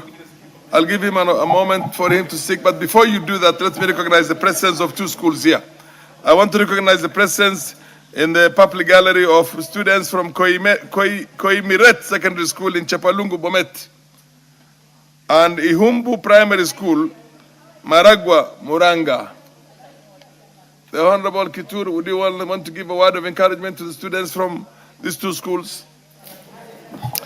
Thank you very much, Honorable Speaker, for giving me the opportunity to welcome all the students from the 2 schools who've made to be here. I welcome all of you to the House of Records. Take your time to learn, and this is where the laws are made. And as you will be having the deliberations, this can also encourage most of you. It's a great opportunity for you to be here because a unique chance, a unique opportunity. Many of the students across the country may have decided to be here. You have the privilege to be here. Take time to learn. And in the future, you will be actually also members of this honorable house, and you'll be able to build our country by making the laws and regulations that change this country. Thank you very much, Honorable Speaker. Okay, now you can go ahead and seek your statement. Honorable Speaker, pursuant to the provisions of Standing Order 44, 2C, I wish to request for a statement from the chairperson of the Departmental Committee on Administration and Internal Security regarding the forceful eviction of squatters in Nandi Hills constituency. Is there a member from that committee in the House now? I don't see the chair. The Committee on Administration and Internal Security. And Internal Security. Who? I'm afraid you would, because there's nobody. There is a chairperson here who can take the commitment for the same.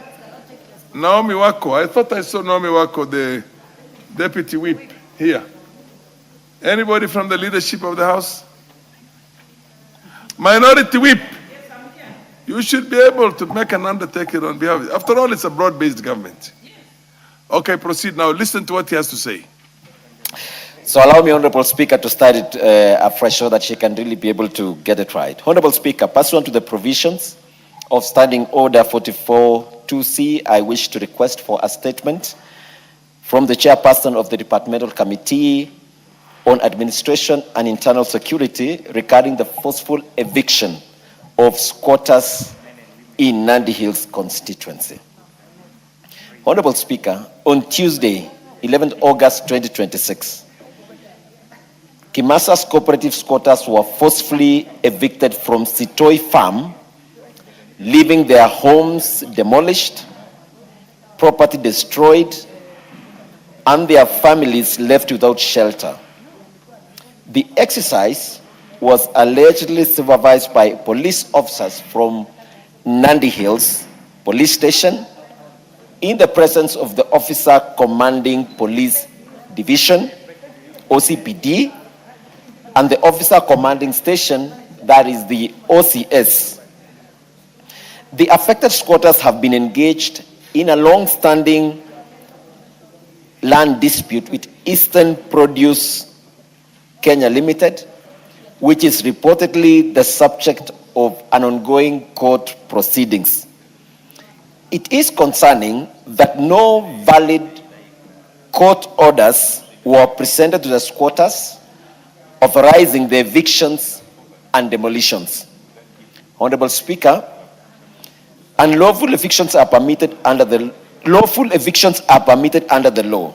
They ought to be undertaken in accordance with the due process.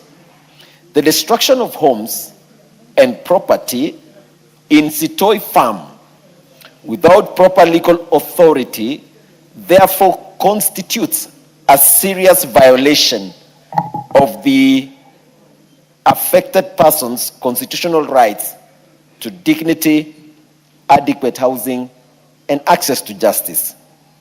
Honorable Speaker, it is against this background that I request for a statement from the Chairperson of the Departmental Committee on Administration and Internal Security on the following. Number one, the circumstances under which the eviction at Sitoi Farm was undertaken, including the role of the officers from Nandi Hills Police Station, and an indication on whether excessive force was used leading to the unlawful destruction of property. Number two, the measures taken by the government to ensure that evictions are carried out strictly in accordance with the law, particularly where there are ongoing court proceedings concerning the affected property. And finally, the steps taken to ensure that affected families are protected from further displacements, intimidation, or violations of their rights pending the determination of the ongoing court proceedings.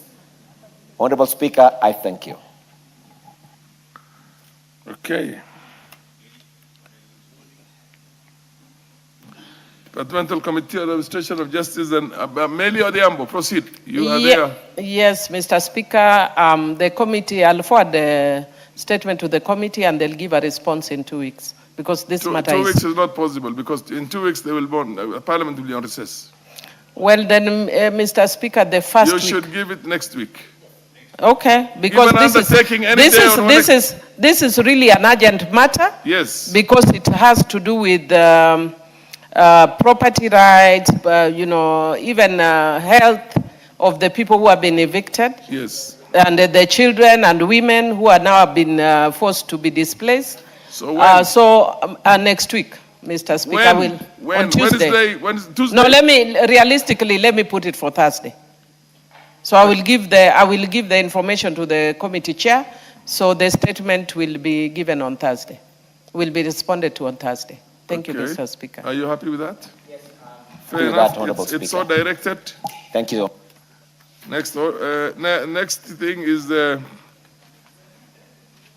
we have the responses. Committee on Transport Infrastructure, is the chair here? Yes. You're here, you're supposed to respond to the Honorable Dr. Edwin Mugo. Is he here? Yes. Where is he? Where is Edwin Mugo?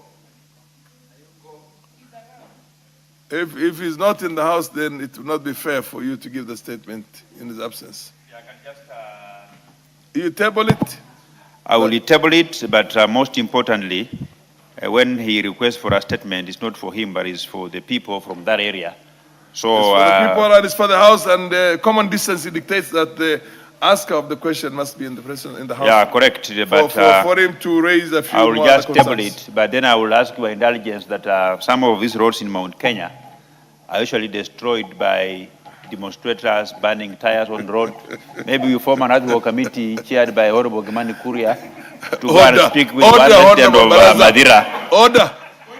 Order, on what? On what? He has already been put in order by the speaker, by the chair. Point of order. Point of order is what for? Not somebody when that person has already been told to sit down. Order, sit down. Okay. Next one is the MP for...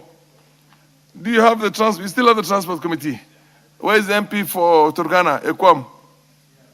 Ekwam is where? Okay, proceed. Proceed now. Baraza, you can proceed and... Thank you. Maintenance and improvement of 2 roads in Turkana South constituency. Thank you, Honorable Speaker. I want to gladly... I direct that this matter of the Honorable Dr. Edwin Mugo should be deferred to a time when the Honorable Mugo is in the House, and I suggest on Wednesday next week. Okay, proceed. Thank you, Honorable Speaker. I gladly want to read the statement in response to the statement sought by the Honorable member for Turkana North constituency. The Honorable member wanted a report on the reasons for delayed routine maintenance of the Loktong, Kibish, and Lokchogyo-Loktong roads despite the allocation of funds. He also wanted to know the details of the funds allocated for the maintenance of these roads and also plans being put in place to ensure that the necessary maintenance works are carried out in timely manner. And lastly, he wanted the Kenya to be more accountable, to provide accountability measures to address the failure by Kenya National Highway Authority in executing maintenance works. Honorable Speaker, I beg to respond as follows, that regarding the reasons for delayed routine maintenance, the ministry submitted that routine maintenance activities have been carried out consistently with the exception of financial year 2024-2025 when there were budgetary constraints. And the routine maintenance normally entails spot improvement, drainage works, but due to the long stretch of the road, only critical sections are done within limited budgets. And regarding to the funds allocated and the corresponding works undertaken, I have listed here a detailed report which the honorable member can read that explains the amount of money that were allocated to the year 2025-2026 and the subsequent works that were undertaken.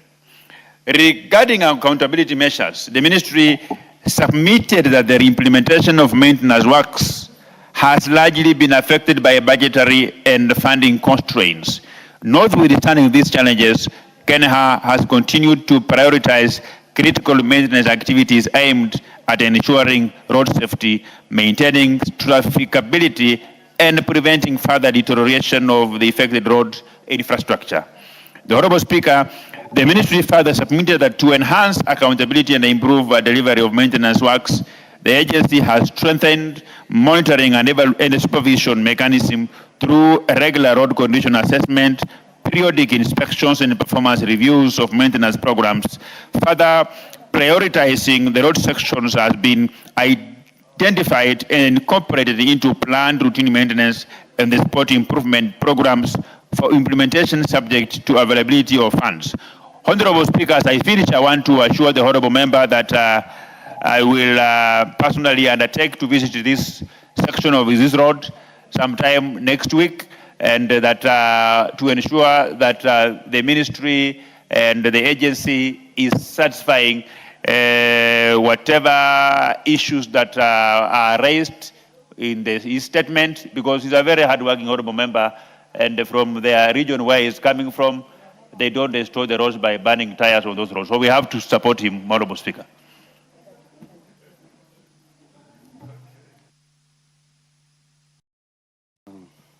Thank you, Mr. Speaker. Mr. Speaker, the written statement, response to this statement is unsatisfactory. But the Vice Chair has undertaken from his off-the-cuff statement that he's going to visit these roads. Mr. Speaker, these are roads connecting, one of the roads is connecting Kenya to Ethiopia from the northwestern part of Kenya, that is Turkana to Ethiopia. It is supposed to be an highway, but it is not. It is not motorable. It is cut off. The other road, the second road, Mr. Speaker, does not exist. It doesn't connect Turkana North from Loktang to South Sudan. It is not there. And Mr. Speaker, the last these roads were budgeted was 2022-2023 budgets. And from the statement, it is indicated that there was a budget. So, Mr. Speaker, these are some of the roads that have become cash cows to the ministry and maybe to the committee. And so I will ask, Mr. Speaker, that I appear before this committee together with the CS. And if it is true, Mr. Speaker, the committee vice chair will be visiting Turkana North, then that is a good step, and I should accompany him because I should be there to tell him, to show him where these roads are said to be. Thank you, Mr. Speaker.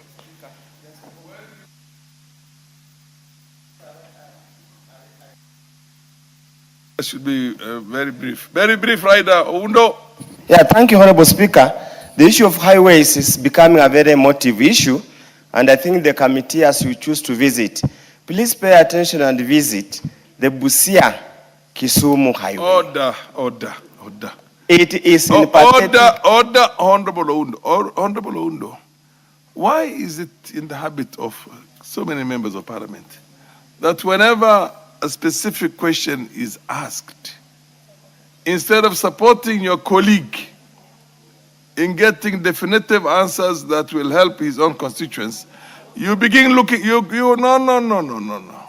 You are bringing your own issues. Ask your own question on that. File what do you call a request for a statement on the Busia Road. No. It's not right. Yes, give a definitive answer. The honorable deputy. Yes. I have undertaken to visit this place next week. When? Next week on Friday. Next week on Friday, I will liaise with a member. The honorable member, yes. So that when we come back from the recess, you will have done sufficient consultation. Correct. And will come back with a definitive statement. Absolutely. But most importantly, Honorable Speaker. Most importantly, Honorable Speaker, yes. I will want you to just to allow me table this response from responding to the statement sought by Honorable Edwin Mugo is straightforward. Because the work is ongoing, so it's straightforward and is not here. We will just table. We don't have to read it again when he's here. Unfortunately for you, I've already given a direction on that. Correct. And then lastly... So I cannot... Lastly, Honorable Speaker, we also need to plead with members that some of this very little money that are allocated on these roads and highways, they should be done for the intended purpose. But at times, when you sit down the agency, they will tell you there are times politicians mobilize their supporters, they vandalize the road signs, they bring down the guardrails, they burn tires, making the ministry now commit the money that they had committed for other activities to do some makeshift repairs. So when I said that we plead with members, especially from some part of our country, that don't mobilize, you're supposed to go and destroy the road that we are repairing. That is all that I even thought that and the people who are doing this, they are not honorable speaker, and we need to get the elders to go and speak with them. One notorious man is from Madira, the former deputy president. He's very notorious in mobilizing people to destroy properties in this country. So we should, that will be part of the long-term measure to ensure that our roads are not destroyed. You've been hard, you've been hard, you've been hard. Next order. Next order. Order number 8, motion, consideration of session of paper. Yeah, that's okay. Yeah, proceed. Consideration of session of paper number 4. Yes, what's your point of order? Wait, just a moment, just a moment. What's your point of order, the Honorable? Is it Beatrice? Susan? Yes. Can you give her the mic, please? The Honorable Member for, is it Kibwezi? Makwiny, yes. Kibwezi is next door, yes.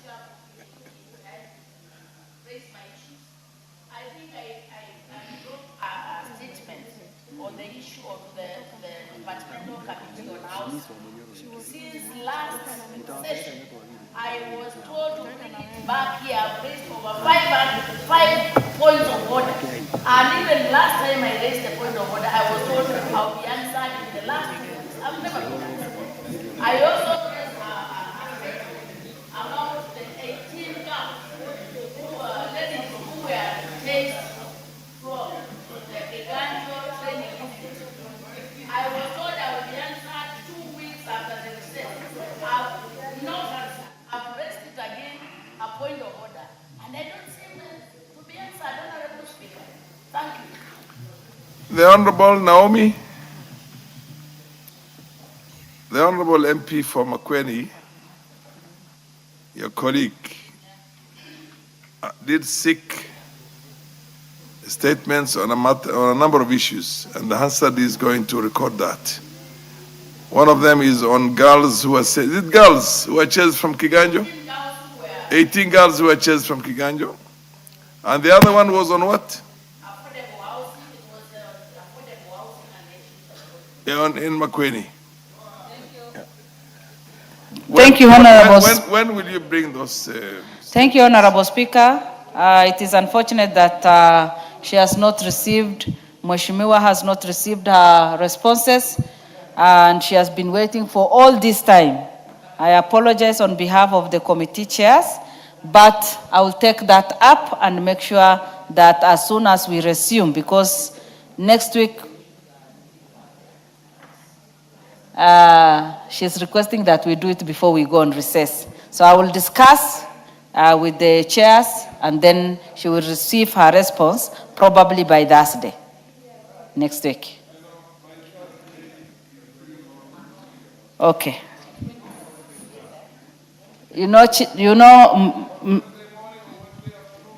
Okay, Mr. Speaker, I'm responding on behalf of others, and that is why I wanted to be sure that by Thursday she'll have received her response. But let me work very hard, and I whip the chairs so that she receives her responses before we go on recess.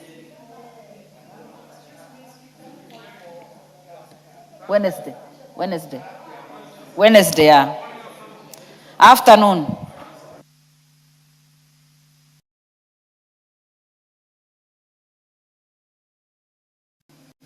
Mr. Speaker, sir, on the same note, I also actually brought a statement. I requested for a statement on 40 transformers from my constituency.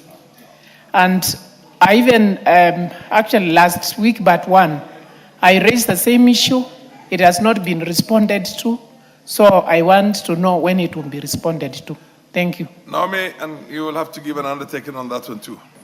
Honorable Speaker, I'll make sure that I will do some very serious follow-up, and also make sure that she gets a response probably by Wednesday. Thank you. Fair enough. Next order. Next order. Order number 8, motion, consideration of sessional paper number 4 of 2026 on the national petroleum policy. Resumption of debate.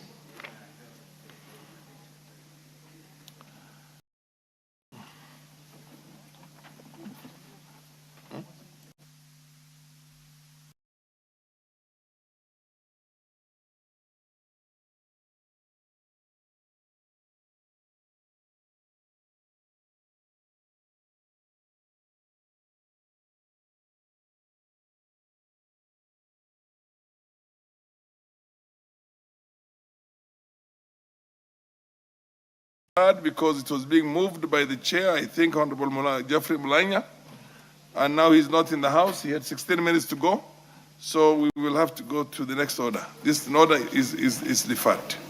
Order number 8 is deferred.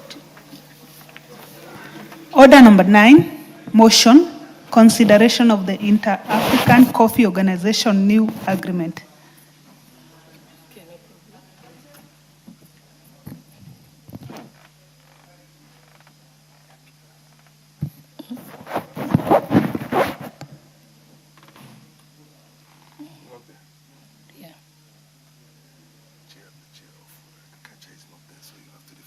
Okay.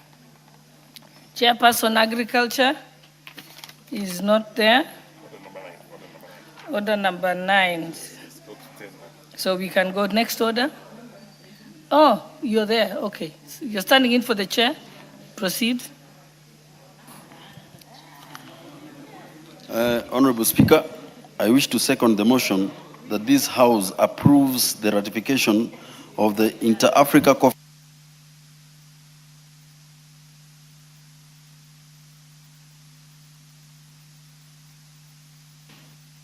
Moment, it's order number 9, and it's supposed to be moved by the chairperson.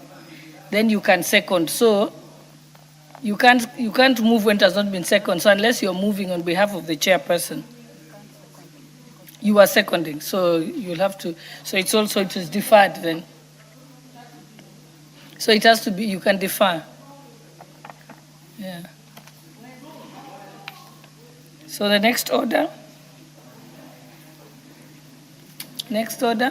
Order number 10, motion, inquiry into the proposed sale of shares in East African Portland Cement PLC. Chairperson, Trade, Industry and Cooperatives. Is there someone who's been nominated to move?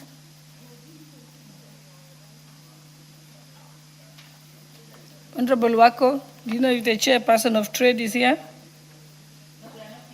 You're not here? Okay, we move to the next order.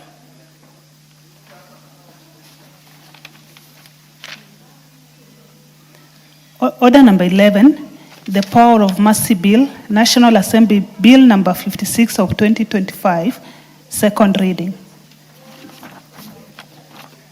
Are you standing in for Majority Leader on this one?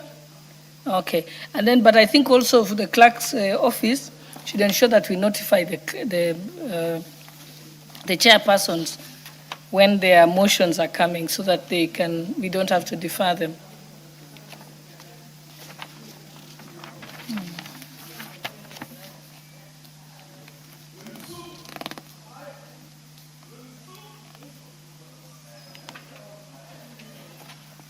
It's also agreed that members the moving notes will be brought here to the majority leaders there, so that when there is nobody to move, someone else can pick up.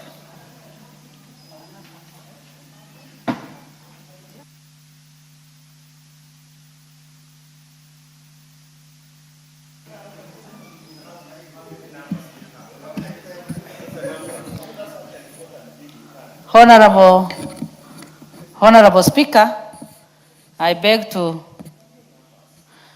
to move that the Power of Mercy Bill, National Assembly Bill number 56 of 2025 be now read a second time.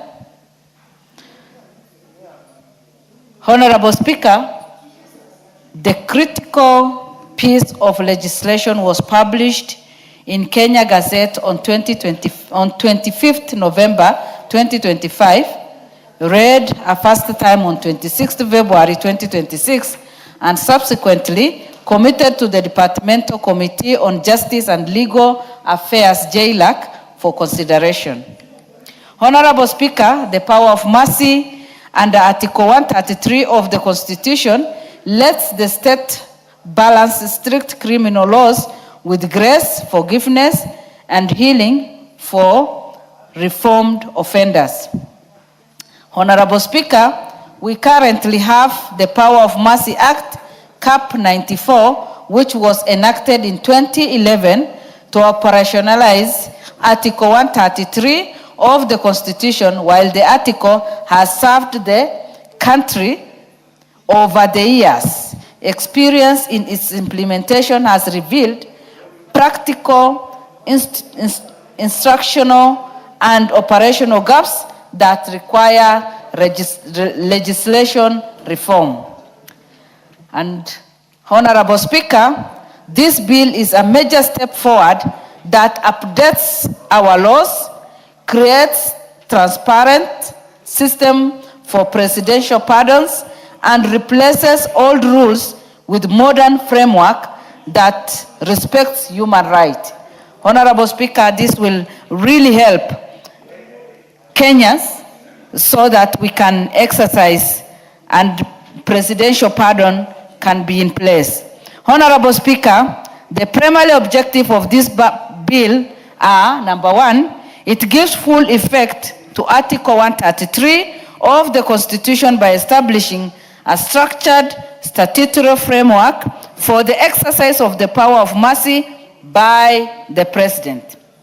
Number two, it sets out clear legal perimeters for the appointment, tenure, powers, and administrative function of the Advisory Committee on the Power of Mercy, POMAC. Number three, the bill clearly sets out the rules, qualification, and types of mercy, like full pardons, delays, or shorter sentence to stop any unfair decision. Number four, the main goal is to replace old laws with modern system that protects human rights and includes victims. Honorable Speaker, the bill is structured into 6 comprehensive parts and schedules that outline the functional mechanics of executive clemency. Again, Honorable Speaker, Part 1, Clause 1 to 4, establishes the foundational preliminary baselines, including the short title, statutory interpretation, the overarching objectives of the Act, and its core guiding principles. Honorable Speaker, Part 2, Clause 5 to 24, provides detailed roadmap for the structure and governance and the Advisory Committee on the Power of Mercy. This part fulfills Article 133, 2C of our Constitution by specifying the committee's makeup, locating its headquarters, and outlining a strict competitive appointment process for its members. The part goes further to establish a fully operational and independent advisory committee secretariat. This secretariat will be led by a competitive recruited chief executive officer who will manage day-to-day administration and offer crucial support to the committee. You can clearly see, Honorable Speaker, that this secretariat will be of great help and will streamline everything and the activities of day to day. Again, Honorable Speaker, it also creates a clear framework for hiring indicated pardon officers and setting up localized case management committees within our correctional facilities, these teams will be responsible for identifying eligible applicants, conducting initial risk assessment, and maintaining clean records. This ensures that only well-vetted, genuine, reformed offenders are recommended for presidential clemency. Honorable Speaker, you know at the moment there are many people in prison and they are waiting for this. And once this is applied, then many Kenyans will be relieved. Again, Honorable Speaker, Part 3, Clause 25 to 26 forms the substantive engine of the law of detailing the explicit forms of mercy recognized under Article 133(1), creating an ambiguous eligibility criteria and a standard procedural pathway for processing petition.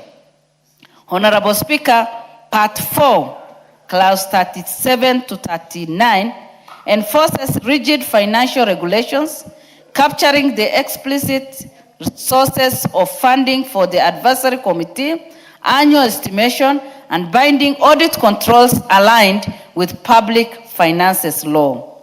Again, Honorable Speaker, Part 4, Part 5, Clause 40 to 45, introduces frameworks for nationwide awareness creation, continuous public education, offender sensitization, and guaranteed channels for the public to access crucial information safely.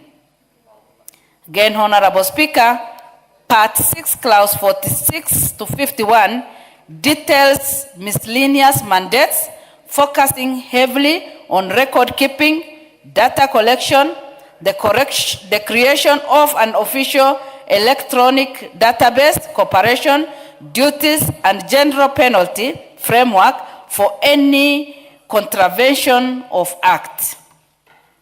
Honorable Speaker, Clause 52 and Part 7, Clause 53 to 68 crown the bill by granting the Cabinet Secretary the powers to make governing regulations while safeguarding continuous transition through technical repeats, consequential amendment, and saving provisions. Honorable Speaker, we have few issues raised from public participation, and let me just go through that. Honorable Speaker, in strict compliance with Article 118 of the Constitution, the committee placed advertisement and successfully received 20 substantive memoranda from vital states and state actors. Some of the issues raised include, number one, the National Intelligence Service, NIS, raised concern over the lack of standardized procedural framework for actual assessment, noting that the risk profiles of offenders must be metric-based rather than subject.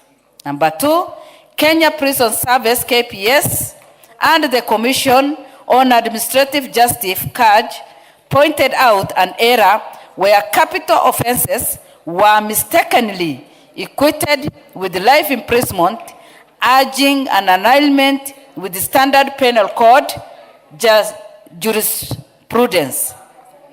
Number three, several stakeholders, including the Law Society of Kenya, LSK, strongly advocated for explicit inclusion of the two-third gender principle and primarily vetting to protect the institutional integrity of the advisory committee.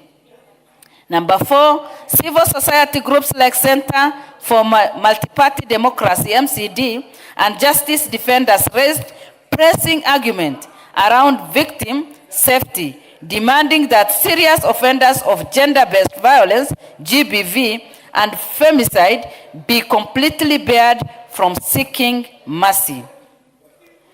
The witness, number five, the Witness Protection Agency, WPA, and the Media Council of Kenya, MCK, requested clear mandates on data anonymization for vulnerable victims, and structured framework for responsible public communication. Honorable Speaker, allow me to go through the committee observation and recommendation. Honorable Speaker, having thoroughly scrutinized the stakeholder submission, the JLAC committee made profound observations that have refined this bill into superior legislation. Number one, the committee observed that the fresh actuarial assessment was entirely omitted from the substantive text of the bill, and thus correcting recommended its total deletion from the interpretation section to avoid legislative clutter. Number two, the committee noticed a structural overlap between prison-based case management committee and POMAC's pardon officers, noting that the primary role of keeping and processing criminal records sits squarely with the Directorate of Criminal Investigation, DCI, and Kenya Prison Services. Honorable Speaker, number three, the committee observed that the exclusion of high-risk offenders from receiving total sentence remission was discriminatory, affirming that the ultimate discretionary power must lie with the President as advised by POMAC. And finally, the committee firmly noted that executive remission under Article 133 of the Constitution is a distinct constitutional act separate from administrative prison remission, and that both frameworks can peacefully coexist. Honorable Speaker, this bill is not merely an administrative formality, it is a vital progressive pillar required to balance justice with human dignity and rehabilitation. Again, Honorable Speaker, by establishing an independent secretariat and setting clear and unyielding criteria for massive petition, we are building public confidence in our criminal justice system. I take this opportunity to thank the chairperson. On behalf of Majority Leader, I take this opportunity to thank the chairperson and members of Departmental Committee on Justice and Legal Affairs for their dedication, long hours, and expert output on this bill, as we have seen. I now urge, on behalf of the Majority Leader again, members of this House to support and pass this amendment to secure a fairer and more accountable legal system for our country. I thank you, Honorable Speaker, and I request our very able, I beg to move this amendment and also this bill, and also request our very able Majority Leader, Honorable Kimani Ichung'wah, to second.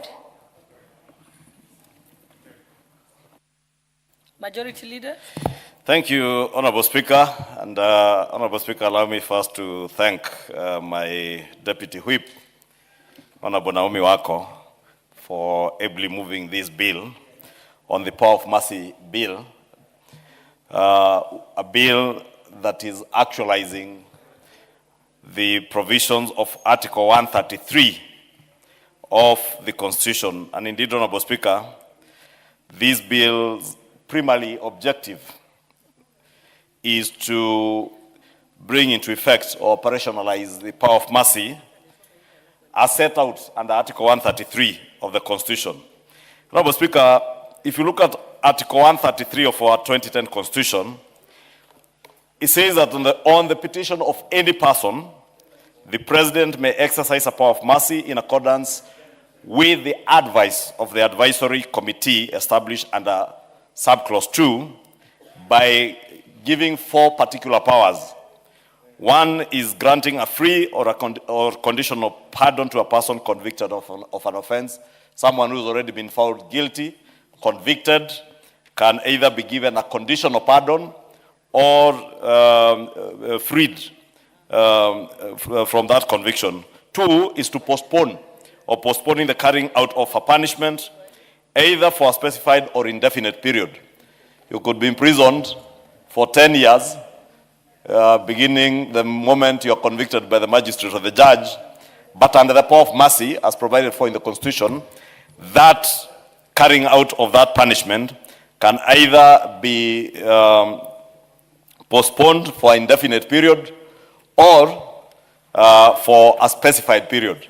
Therefore, you could be convicted and the president postpones your conviction indefinitely. And that means you'll never be jailed. But the Constitution obligated that there must be an act of parliament which will come to actualize some of these things. So that, for instance, it doesn't become the whims of the president on who to pardon, when to give you an indefinite suspension of your conviction, or whether it is a timed conviction. The third thing that Article 133 sought to do is substituting a less severe form of punishment, or lastly, remitting all or part of a punishment. That the president could also substitute a less severe punishment under Article 133 of the Constitution.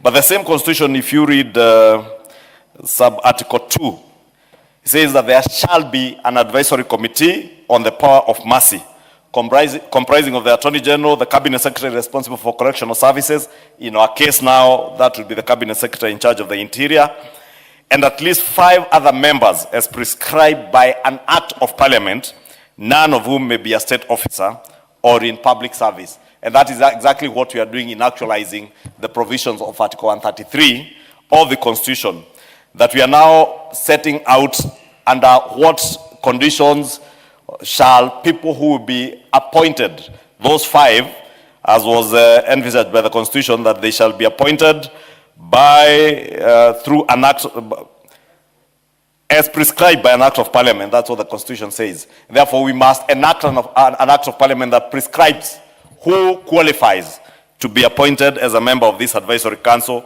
And as the mover has ably said, if you read Part 6 or Section 6 of the bill, it tells you that a person is qualified for appointment as a member of the advisory committee under Article 133(2)(c) of the Constitution if the person, one, must be a citizen of Kenya. You cannot have people who are not Kenyans. I know we have neighbors and relatives across the border, and I see the member of Unyola smiling fishily because I know he has relatives across the border on the Ugandan side. Therefore, we cannot have any of Honorable Undo's relatives who are Ugandans serving under this committee or this advisory committee. 2, that person must hold a qualification as an advocate of the High Court of Kenya of not less than 15 post-qualification experience. Again, it's important that we have people who are experienced, people who have practiced, and people who have even engaged in criminal justice practicing in our courts of law, so that as they advise their president and they serve in this advisory council, they are aware of the nature of crimes that people are usually convicted on what terms and what conditions people are imprisoned. And many of you will appreciate that we have many Kenyans languishing in our prisons who do not deserve to be there. Very many of them. Because we are a country where even justice has become for sale. And I say that knowing what goes on in this country. And therefore, there are people who have been jailed but never deserve to be jailed. But probably because they could not afford legal services, or they were fighting with people who had more means than them, they ended up finding themselves in jail. And they will now have an opportunity under the power of mercy, because these advocates who will be under this advisory committee can look at particular cases of even those who will be languishing in prison and never deserve to be there. The other qualification is a medical professional in mental health or psychiatry of not less than, again, 15 years of post-qualification experience. Again, because there are many people probably who are jailed. You just hit somebody with a stone, a cabro block like I experienced in my own constituency about 3 months ago. A young man who was of unsound mind just got a cabro block from the car park in Kikuyu town and hit somebody who had just said something very minor to him, and that gentleman later passed on. Therefore, that person is a known person of unstable mind.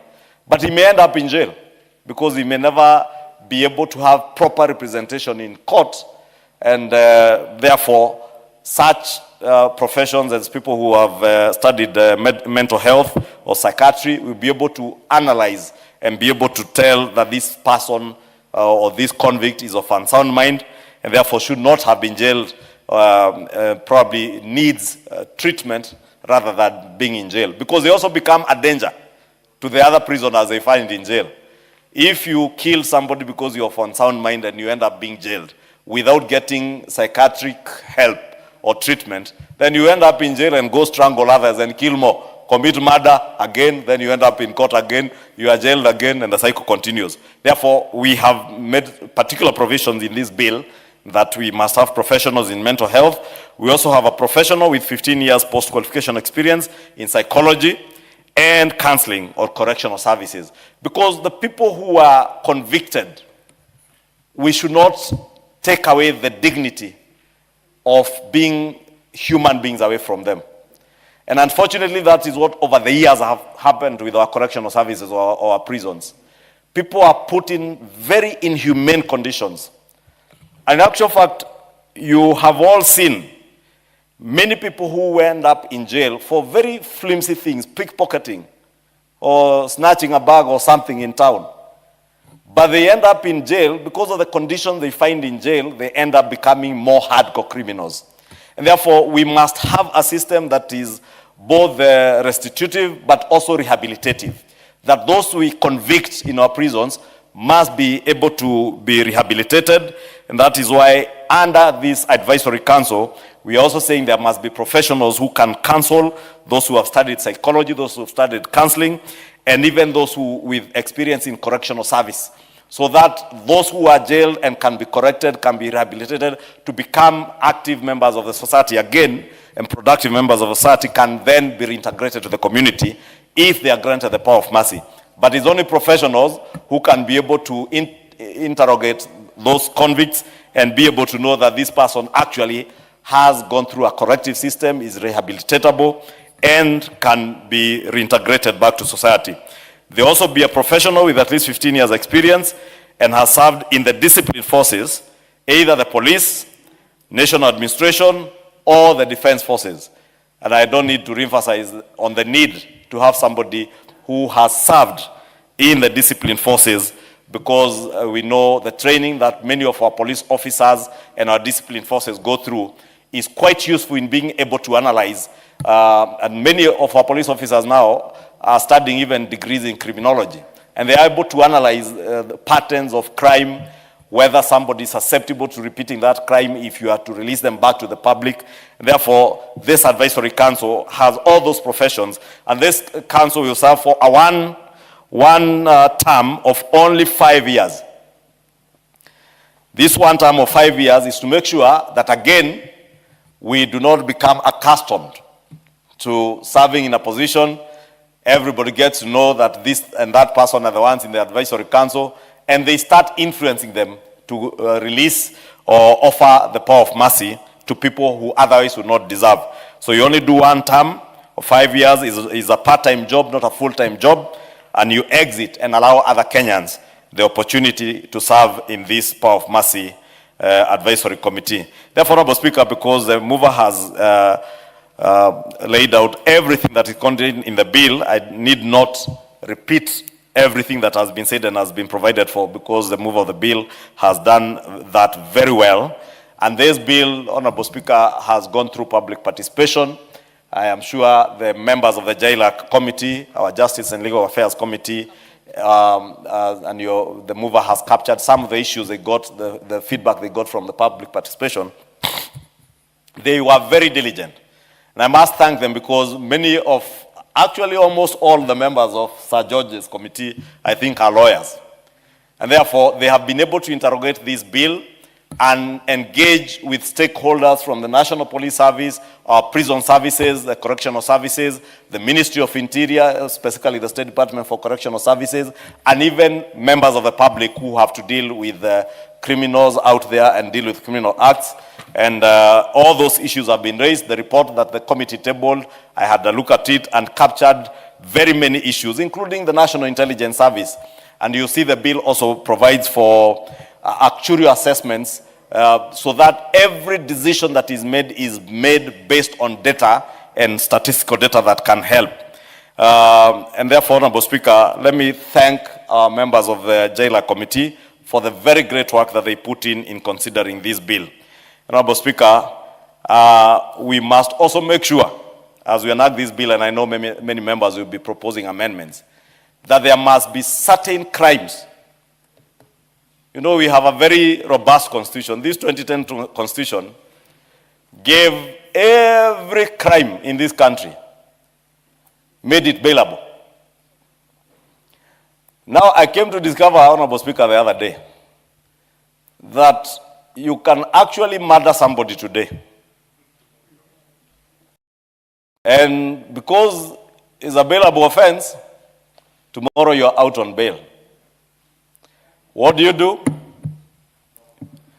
You look for the person, either you go for the witness and kill them, so that there are no witnesses in your eventual trial, or you reach out to the family of the person you have killed and enter into the alternative dispute resolution process. We need to relook. We may not be able to have the opportunity now to relook at this constitution. But we need to relook at what offenses, if they are bailable, what offenses can you go into ADR on? Should you be able to kill somebody and enter into alternative dispute resolution mechanisms? And I dare say from this floor, we have seen even members of parliament in broad daylight shooting Kenyans and killing them because we have the privilege of being armed. These are the people we vote for, who vote for us. These are the people who look up to us to lead them, to protect them, and assure them of their safety. But simply because I have a gun in my holster, I pull it out in a bar, I shoot somebody. I get to a rally.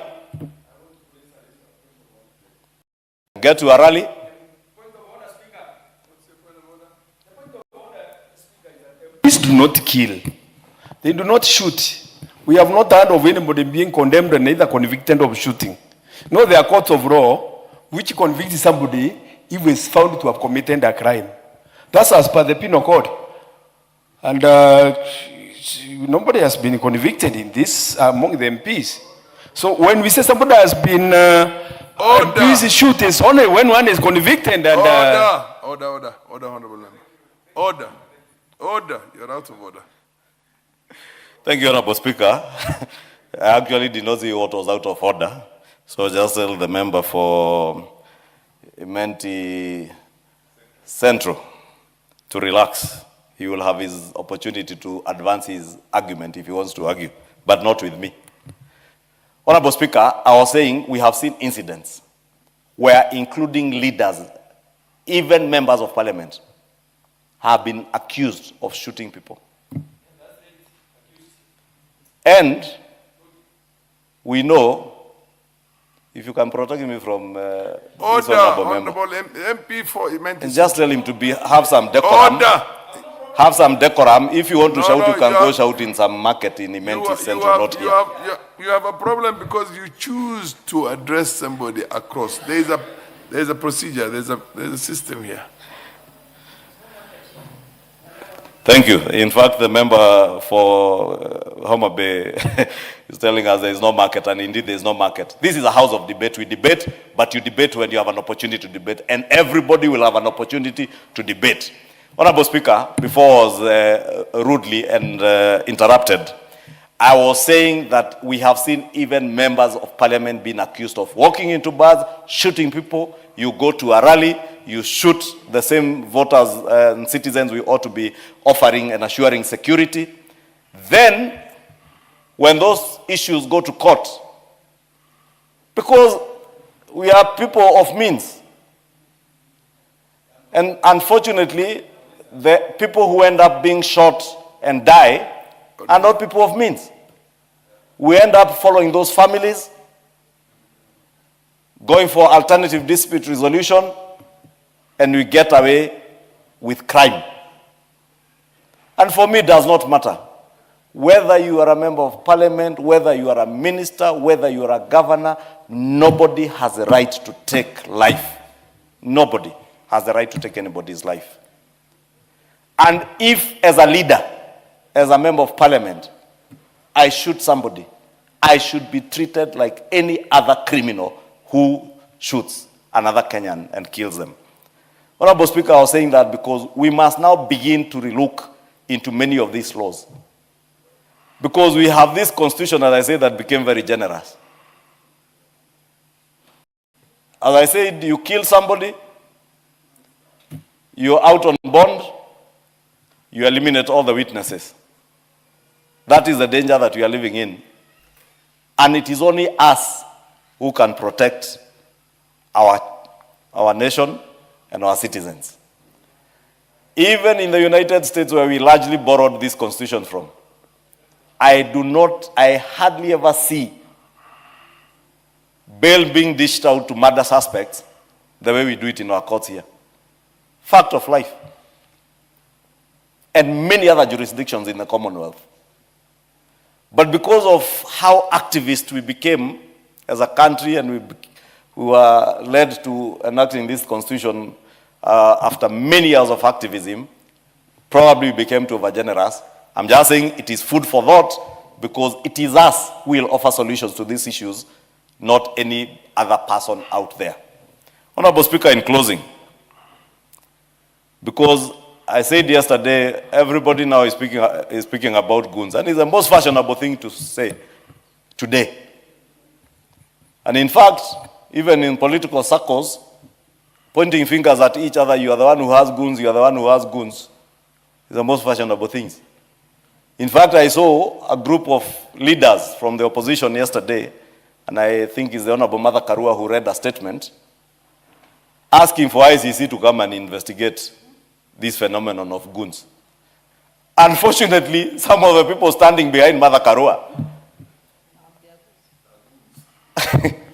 are the people who have been moving around in Nyanza with goons carrying machetes. Then you are telling us you've now become Holy Joe. You can stand behind Mother Karua reading a statement talking about goons. Yet you are the commander-in-chief of goons in Nyanza with machetes. I have seen others, Honorable Speaker, now decide which parties will have candidates, which parties will not have agents, against our own election laws. And somebody stands in his village home and says, here in this constituency, in Madera, we shall not have a single UDA agent. But because you know what you have done, you are now breaching election laws. The following day, what do? You turn around and try and correct what you had said. But you know what you are doing because you did it in Ol Kalau. And I have said it. In Ol Kalau, the Saturday before the voting, all UDA agents and mobilizers had their doors marked with red paint X's. And they got leaflets warning them, instilling fear in voters, mobilizers, agents. And now that is the same business you want to take to Madera. That is why you had a member of parliament in this house telling people that if you vote this way, we'll get you from under your beds. And I have dared ask, supposing for heaven's sake, it was the Honorable, just for example, Honorable Millie Odhiambo, Honorable Peter Kaluma, saying that in Homabay. or the Honorable Oscar Sudi saying what the Member of Parliament was saying in Nyeri, that if you vote for this particular faction of our political forum, we will get you from under your beds. If, for instance, was Oscar Sudi who had said that in Kapsaret, and I have asked those questions, we must be careful, all of us, what we say. All of us, without exception. All of us. We have a nation to hold together. We have a nation that it is in your interest, in my interest, in our family's interest that we have a peaceful nation, peaceful elections. Elections next year will come and go. Whether you keep shouting 4-term, 6-term, no-term,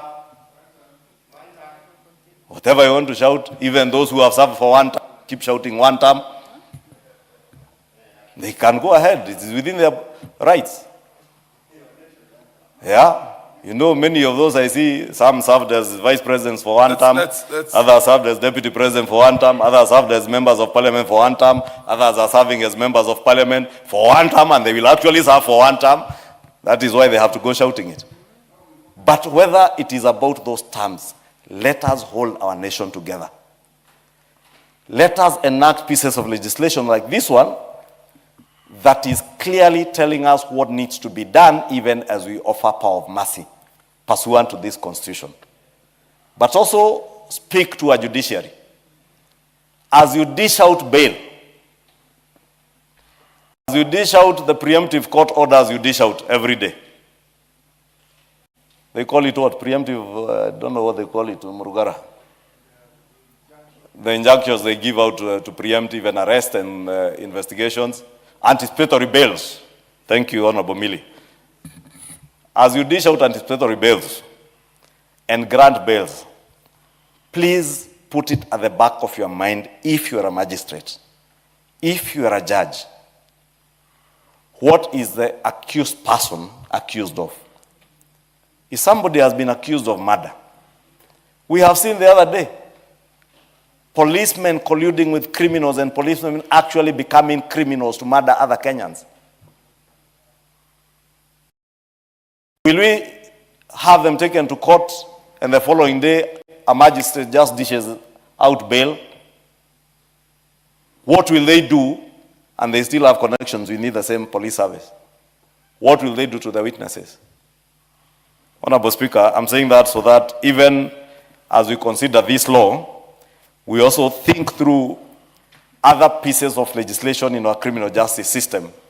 Because part of the reasons of enacting this piece of legislation is to bring on board members of our society into the criminal justice system so that we also become active participants of the criminal justice system. I had a meeting this morning, Honorable Speaker, allow me to conclude with that, with members of my nyumba kumi and the village elders in Kikuyu constituency. And I was sharing some of these experiences with them. That the problem that bedevils us in our neighborhoods, especially in central Kenya, of illicit brews. It is much easier for me as a politician to accuse the police, accuse the provincial administration, or even those idiotic politicians who will say it is government that is bringing illicit brews to neighborhoods to finish people. But I was telling my village elders and nyumba kumi, we are parents, you are parents. Let us also engage and speak to our children. Because there's nobody who is ever forced to consume alcohol. But we must educate them. And when the chief does it, they may not take it as seriously as when their parents are educating them and telling them, please do not consume some of these illicit brews that are being sold to you at very cheap prices because they are being made at the corners of shops and people's houses. And therefore, as we bring into the fold of the GAO, or the National Government Administrative Officers, as we bring the nyumba kumis and the village elders into the fold, and I must thank members of this house who supported the policy proposals that came. Honorable Mwengi Mutuse, you remember his motion that brought to the realization what now the President and the Ministry of Interior has been able to actualize in paying a bit of stipends to our village elders. As we bring them into the fold, we need to make sure that we also educate them on the provisions of some of these laws. Honorable Speaker, I beg to second this bill and urge all of us to support it, because it is a very progressive bill that, as I said, is actualizing the actual implementation of Article 133 of our Constitution on the power of mercy, so that we do it in an orderly, structured, and organized way. And for those who have gone through the report and the bill, you'll be able to see that they even laid out steps through which the advisory committees will work, what kind of people may not benefit from the power of mercy. And therefore, Honorable Speaker, I support and I beg to second and urge the House to support this bill.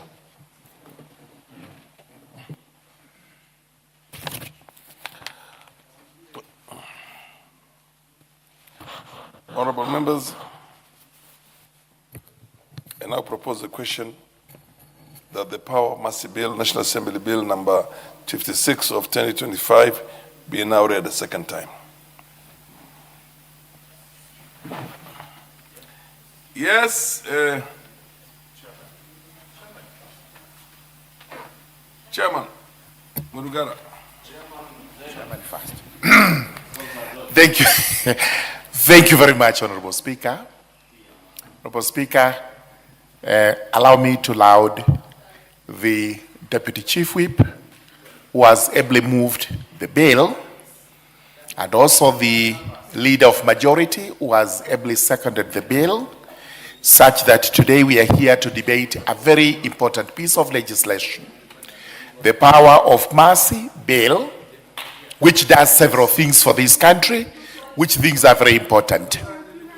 May I go on record rectifying or informing the Leader of Majority that on the 28th of February 2019, in this 12th Parliament, I had actually brought a motion on the village elders, which was successful, and Honorable Mutuse's motion on village elders borrowed a leaf from what I had brought that particular time. But all of this is commendable because our village elders today are drawing some stipends.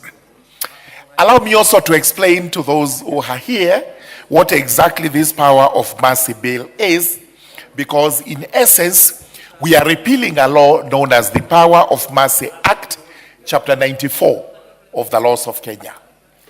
In our history, it's curious when we are told that sometime in 1975, after the elections of 1974, a gentleman by the name Paul Gay lost a petition against him on the basis that he had conducted some witchcraft on some voters, and therefore he was guilty of an election offense.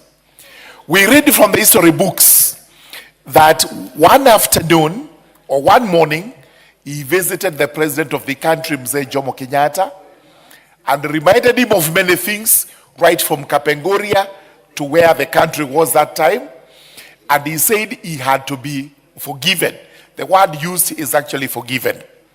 Then we are told that that afternoon, the House convened and there was a constitutional amendment in courts, whereby the president was granted power to pardon an election offense.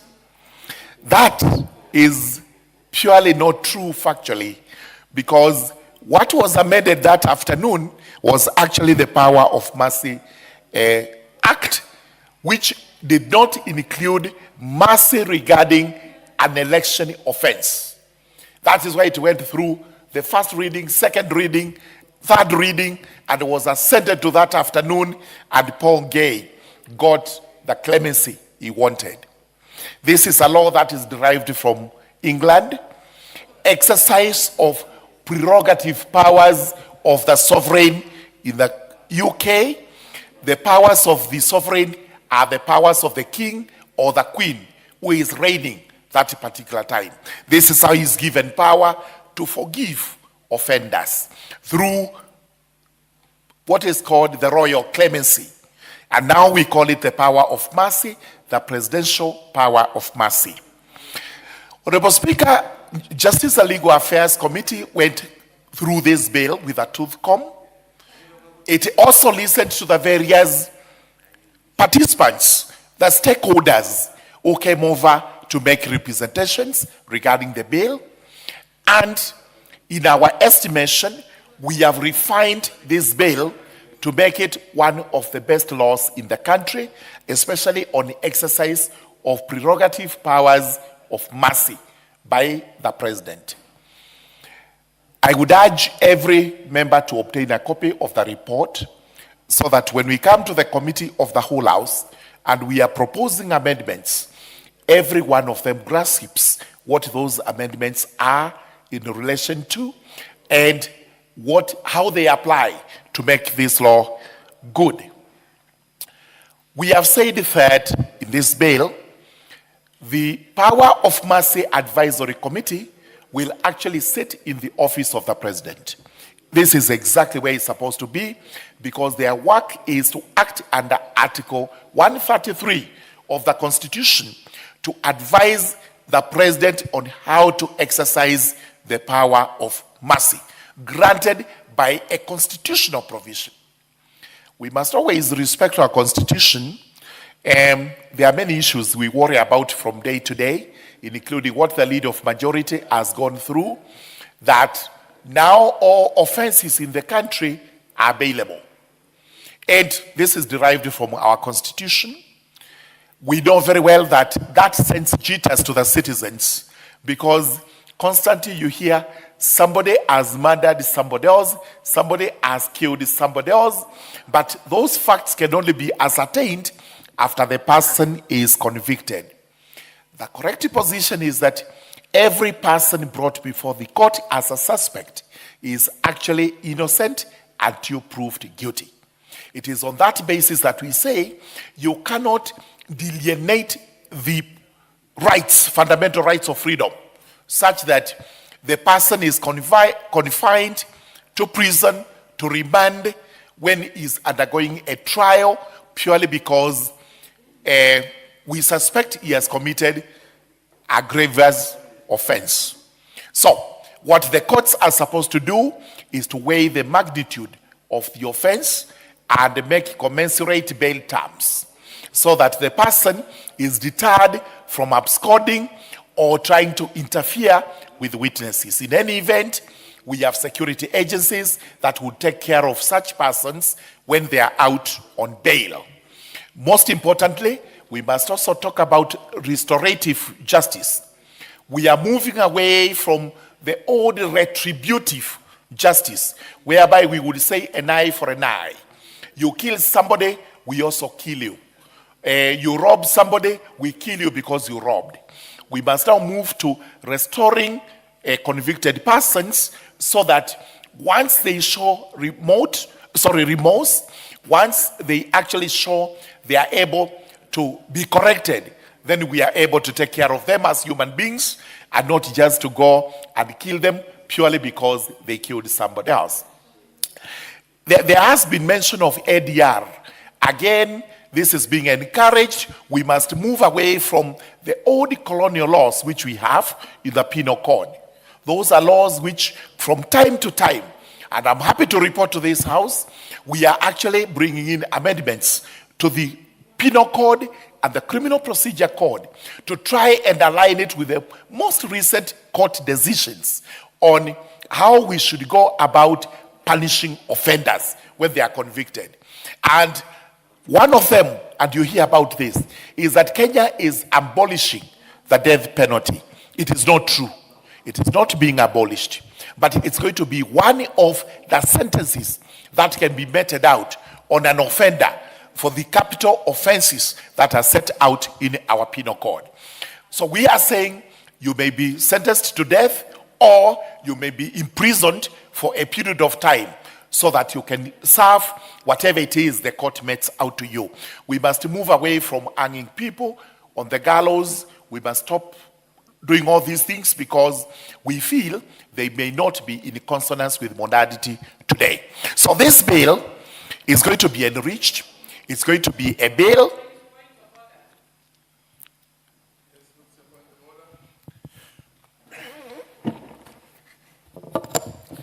Thank you, Mr. Speaker, and sorry for interrupting the chair as he's speaking, but could the chair just be clear, because he seems to be contradicting himself on the issue of the death penalty. On the one hand, he's saying that we are doing away with the death penalty. On the other hand, he's saying we are not doing away with the death penalty. I'm very keen because I'm a proponent of abolishment of the death penalty. Thank you. Thank you very much, Honorable Speaker. Thank you, Honorable Mili. This is what we are going to do soon, and we are bringing the report, and the bills are going to be read a second time. What we are doing in essence is to amend the penal code and provide for punishment for capital offenses. Remember, the courts have ruled that the mandatory death penalties are constitutional, because the court must always be given a discretion. It cannot be told, you must do this. That's what the judges have said. So the discretion is going to be this. We will remove the mandatory nature of the death penalty, but it will remain. However, you can get a death penalty for what you have done, depending on the degree of your offense. Number two, you may get a prison sentence, a life sentence, which is going to be a maximum of 30 years or whatever it's going to be.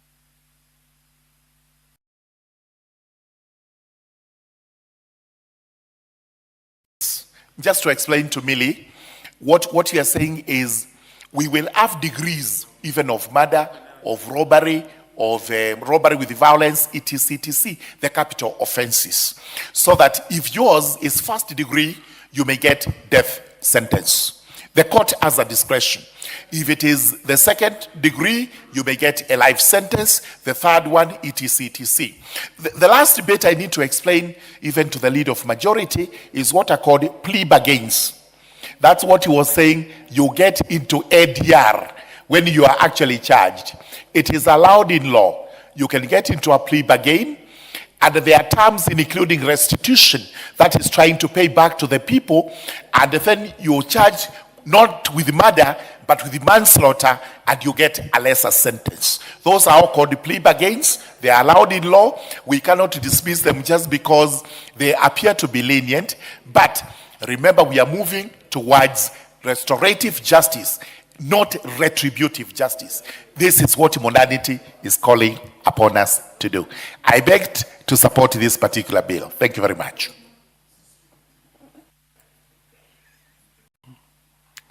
Yes, MP for Undanyi.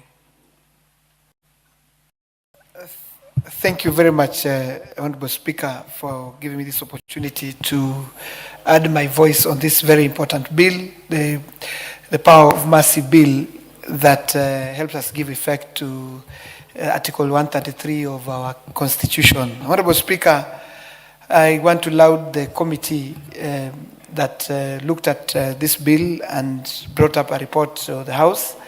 Indeed, this is a bill that is of great importance. We know that as it gives effect to the power of mercy that the President has to pardon anyone who has been in prison, has been jailed, who has served a sentence, that and already they are very remorseful, they've been able to be rehabilitated, and they have shown that they are able now to come back to the community and live a peaceful and harmonious life with the rest of Kenyans. Honorable Speaker, as I stand here this evening, it is true that we have very many Kenyans who have been in prison for very many years. We know of people who have been in prison for serving life sentences. We know of people who were initially were to face death penalty, but because of what has been described here, that the death penalty in the country as it is today, most of them are there serving life sentences. They have lived in prison to a point that they have been, they're fully rehabilitated. They are fully, they have been able to be extremely remorseful in what they did, and therefore they are back to normal in terms of they can come back to the community and engage in meaningful life and rejoin their families. Honorable Speaker. Honorable Speaker, we know also that people who are serving life sentences and yet they did not commit the crimes that they have been, they were charged. And therefore, Honorable Speaker, in that situation, someone will be in prison for life, yet we know the circumstances at which they are charged, will still raises questions, Honorable Speaker. Honorable Speaker, I have a classmate in high school, Dr. Agri High School, that went through from 1 to Form 4, but in the year 2005, he was found to have committed a crime that up to today he says he did not commit. And some of us still believe that he didn't commit that crime. Is a crime of murder, Honorable Speaker. He's been serving life sentence in prison. As we speak today, he's at Manyani maximum prison. He's served in all other maximum prisons in Kenya, but as we speak today, he's in Manyani maximum prison. His name is James Love Mwangongo, Honorable Speaker. This gentleman, Honorable Speaker, as we speak today, has reason to be a trustee of a trustee, or what we call a team leader or a prefect in Manyani. This gentleman, Honorable Speaker, is been he's been appointed as a teacher of others when they sit for exams. He's been serving as a teacher of English and literature at Manyani maximum prison. So being a trustee, Honorable Speaker, last time I visited him at Manyani, I met the officers, the prison officers there. And they sat me down and they told me, indeed, this young man has reformed. This young man is today, he needs to, he's been pursuing this power of mercy. But because of the challenges of getting this pardon, Honorable Speaker, it's become extremely difficult for him to access this, constitutional provision that he can be pardoned, Honorable Speaker. And therefore, Honorable Speaker, this bill comes in at the right time, because the ambiguity that has existed now will be resolved by this bill that we are passing today, Honorable Speaker.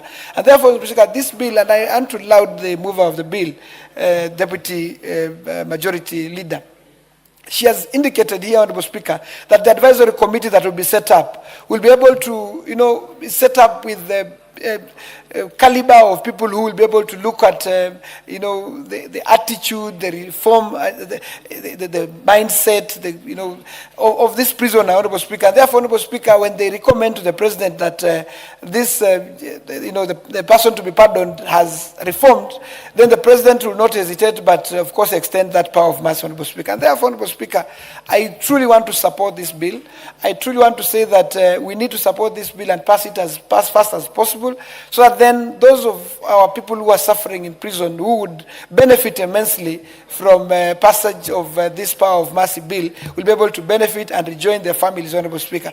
It is very difficult for families that have, people in prison that are, who are serving life sentences. And therefore, Honorable Speaker, this power of mercy bill, we need to pass it as fast as possible so that we can help many Kenyans to access the presidential directive, prerogative of offering a power of mercy. I stand to support, and thank you, Honorable Speaker.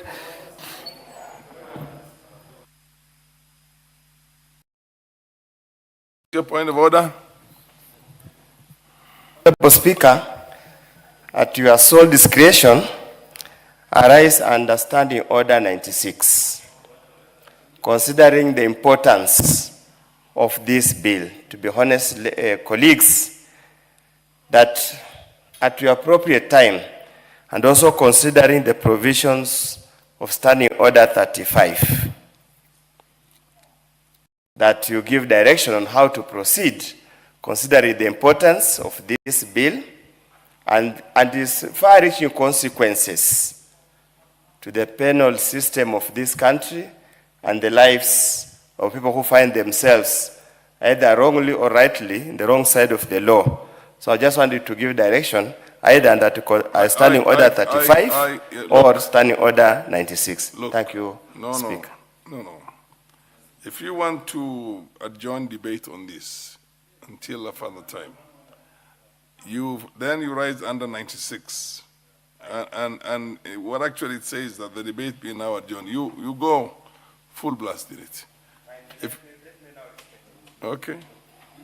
Honorable Speaker, in view of the importance of the bill, I seek your indulgence that we adjourn this debate pursuant to provisions Standing Order 96. You say, I raise understanding order number 96. I raise understanding order. That the debate be, just read it. I raise understanding order 96 that the debate be now adjourned.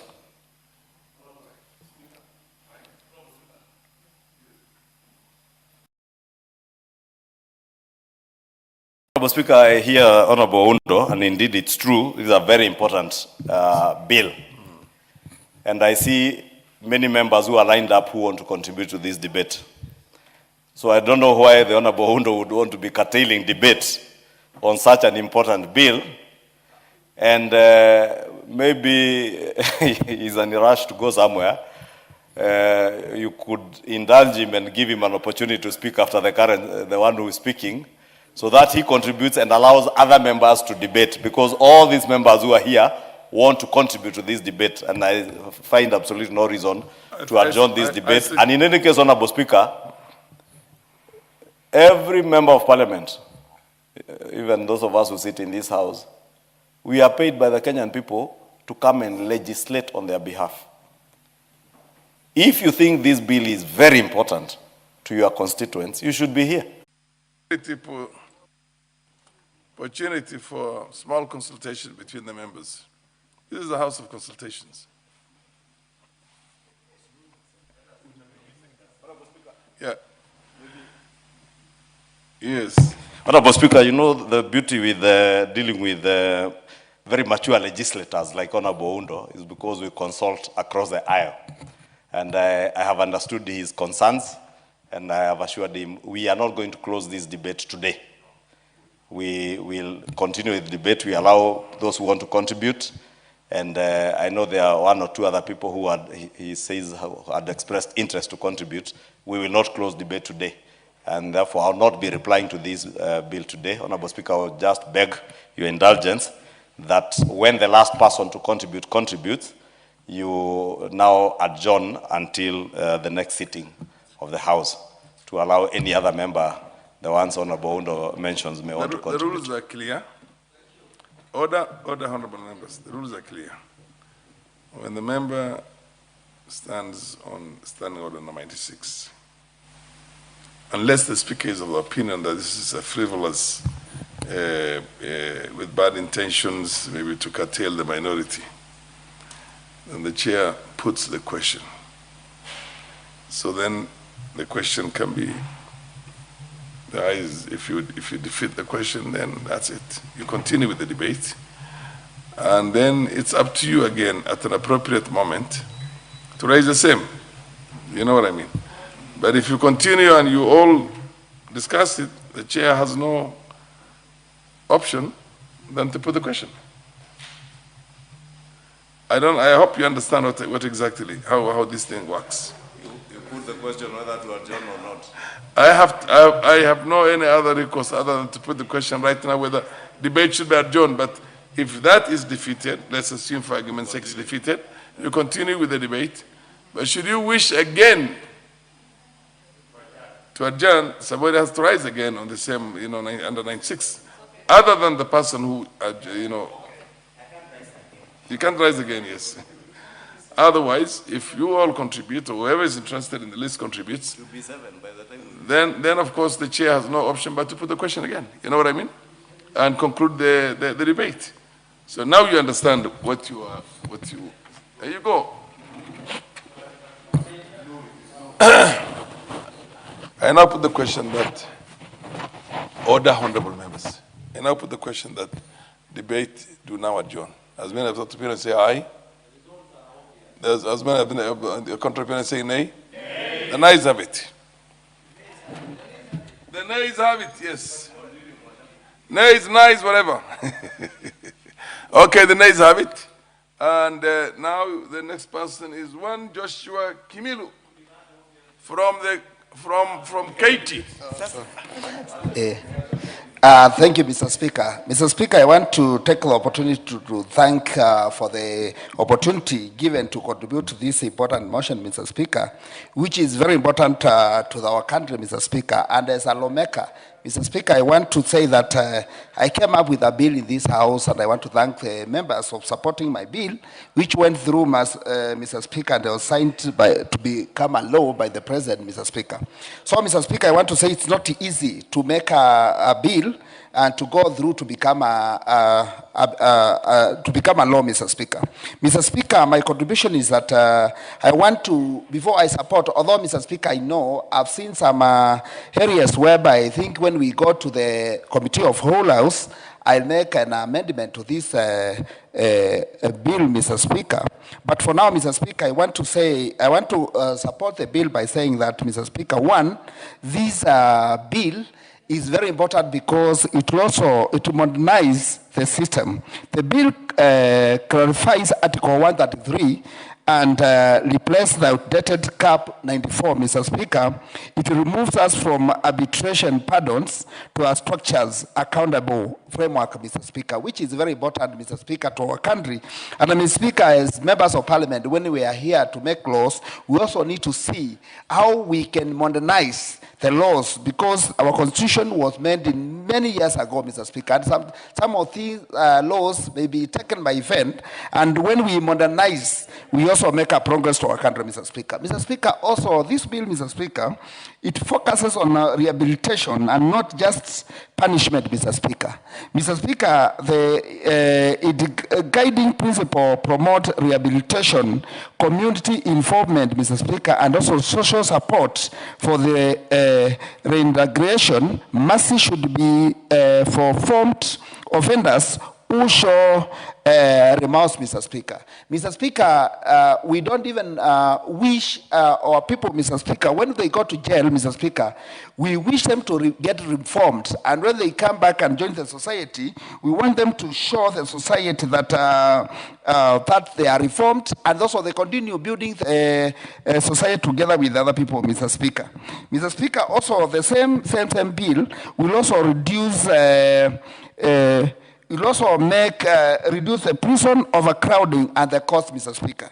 Mr. Speaker, when I was doing my research, I found that every inmate, Mr. Speaker, spends 87,600 per year, Mr. Speaker. And Mr. Speaker, you see some of the offenders, Mr. Speaker, they go in there and they change. Like there's a guy from my constituency who was sentenced to death, Mr. Speaker.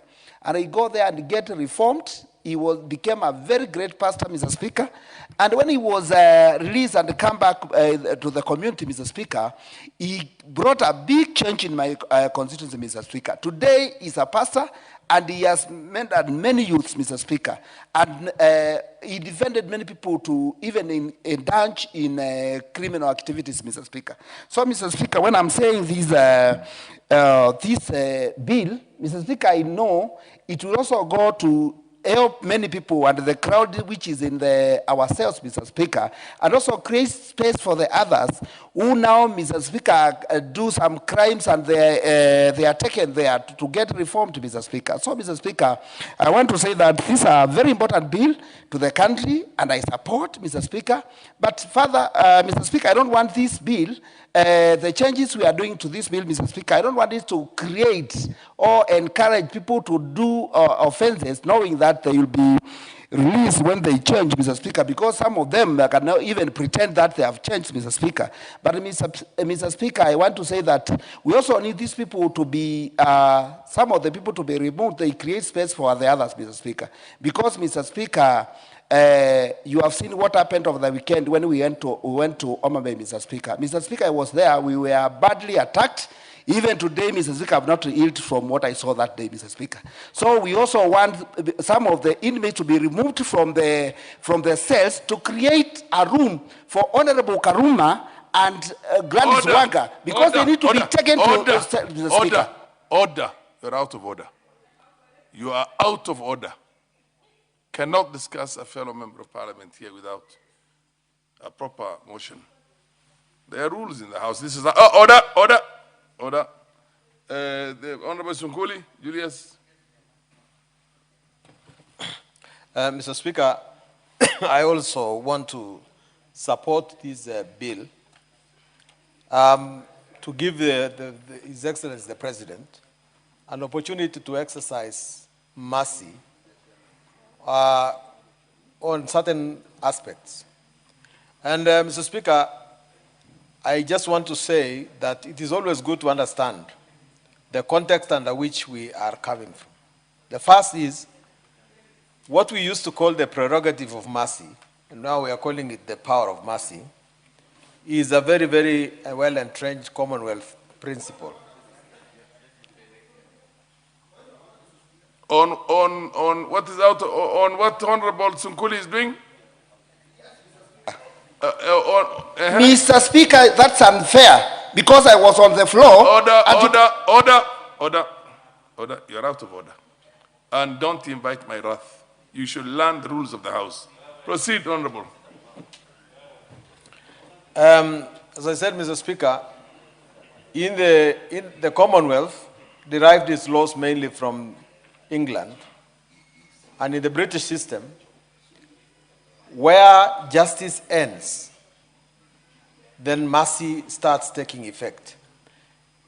The king or the queen had the prerogative to look into the situation of a particular convict and see whether to exercise a power of mercy.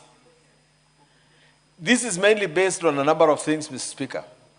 One, the judiciary indeed has the responsibility of looking into the evidence. And they only convict a person based on the evidence that is available. But sometimes, Mr. Speaker, this is also a human institution. The judiciary, the judges are human. And there is a chance that sometimes somebody will get convicted through the process of the judiciary and have no recourse but to go to prison. But in reality, someone must look at it from another point of view. And that is why it has always been the case that we give the sovereign of a country the responsibility to look at that situation and say where justice has not, where the law has not looked at it, justice can still have another opportunity. So this law has come to Kenya because we are part, first of all, of the Commonwealth. We have had this law called where we've had this prerogative of mercy, where His Excellency the President could pardon a number of crimes. But Mr. Speaker, the reason why we want to effect Article 133 today is because for one reason, there is a thinking that we should not make this power arbitrary, that we must base it in law. And that is a good thing. So we have a lot of provisions today in this bill which say how the advisory committee will be appointed, how pardon officers will be appointed, how everybody in that system of power of mercy is appointed. And that is good, but there is a few things of caution, Mr. Speaker, because when this bill comes to committee stage, we have to amend a number of things to make it aligned to mercy. One, I do not believe myself that the power of mercy should have too many rules. Because in the first place, the president must exercise true mercy. One, the exercise of this power must be under exceptional circumstances. Because in the first place, you cannot demand mercy. You cannot demand mercy because it is not part of the legal rights that you have. It is mercy. And to exercise genuine mercy, we have to leave some sort of leverage in the hands of the president to be able to exercise that mercy. So, in my opinion, when you tabulate too many reasons why the president should give mercy, you are actually legislating mercy. And mercy cannot be fully legislated. Let us just say, for instance, that under exceptional circumstances, the president may pardon these persons. And pardon has two arms. Either it is totally unconditional. The president says you go home and you go home. Or if you are, for instance, suffering, you are on a very high capital offense, he might remit that offense to life imprisonment or to imprisonment. And that is based on a number of well-evaluated reasons that the president does in his own discretion.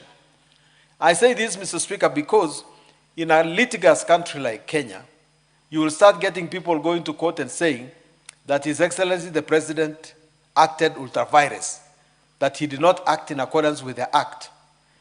The prerogative of mercy should not be subject to judicial review, because although it is a very important act of the executive, and most of the actions of the executive should be included under judicial review, the prerogative of mercy should not be subjected to judicial review. And because of that, we should not put too many rules, because unfortunately, under our law, if you legislate so many things, what is not in it in the law is considered to be outside it. We must always keep in mind that what we are doing here is to give powers for the sovereign of the country to look at where the law became harsh. There are, Mr. Speaker, I have practiced myself criminal law in many courts. And I know, for instance, that there are some offenses in this country that we have legislated out of emotion and said that such and such an offense must be punished with such and such a punishment. Where you introduce a minimum punishment, and then in the end, because the judge has nothing to do, because if you say you are to be imprisoned for not less than 14 years, there is no way the judge or the magistrate can bring you down below 14 years. So the only way to do it in the end is to let His Excellency the President go and look at it more keenly. And I say this especially with some offenses where young boys get imprisoned for longer than they're supposed to do because of little things, messes they have made with girls. I think that the President can look at it and say that this is not a good thing. It is a good thing, of course, Mr. Speaker, that the powers of mercy will be exercised on the advice of the advisory committee. But this advisory committee, we need to relook at the way we have decided to form it here, so that we can make it more realistic. We make it an advisory committee that is capable of advising the President properly. But a little bit offside, Mr. Speaker, the biggest mercy that we can have to our our convicts today in Kenya is to improve the prison conditions.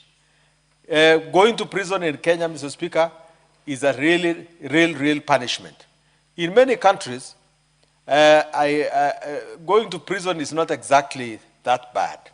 And I'm not saying that we should enjoy going to prison. But when I was an ambassador in China, I visited our convicted persons in Hong Kong.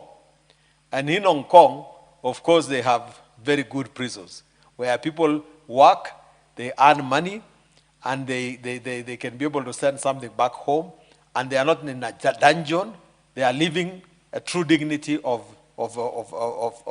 a human being right there in Hong Kong. Of course, they still say we want to go to Kenya, but in reality, they dread coming to go to industrial area prison, which is not quite a habitable place. The food is horrible, the accommodation is bad, and we should now look at the way we improve our prisons so that, in fact, as those who do not succeed to get the prerogative of mercy exercised on them do not get an inhuman punishment. Mr. Speaker, I support.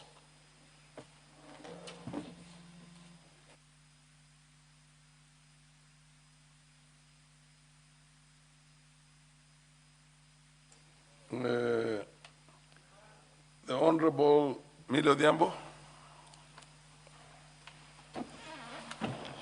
Thank you, Mr. Speaker. Mr. Speaker, I do support with amendments. And Mr. Speaker, from the beginning, I just want to say that this is a good bill which is anchored in the Constitution. I would want to say, though, that I wish that we stuck with the issue of prerogative of mercy, because whenever you talk about power, power has a tendency of being misused. I wish we focus more on responsibilities than on power. Mr. Speaker, I also just want to say, maybe just before I make very brief comments on the bill, even in response to what the majority leader had spoken about, that we are all presumed innocent until proven guilty.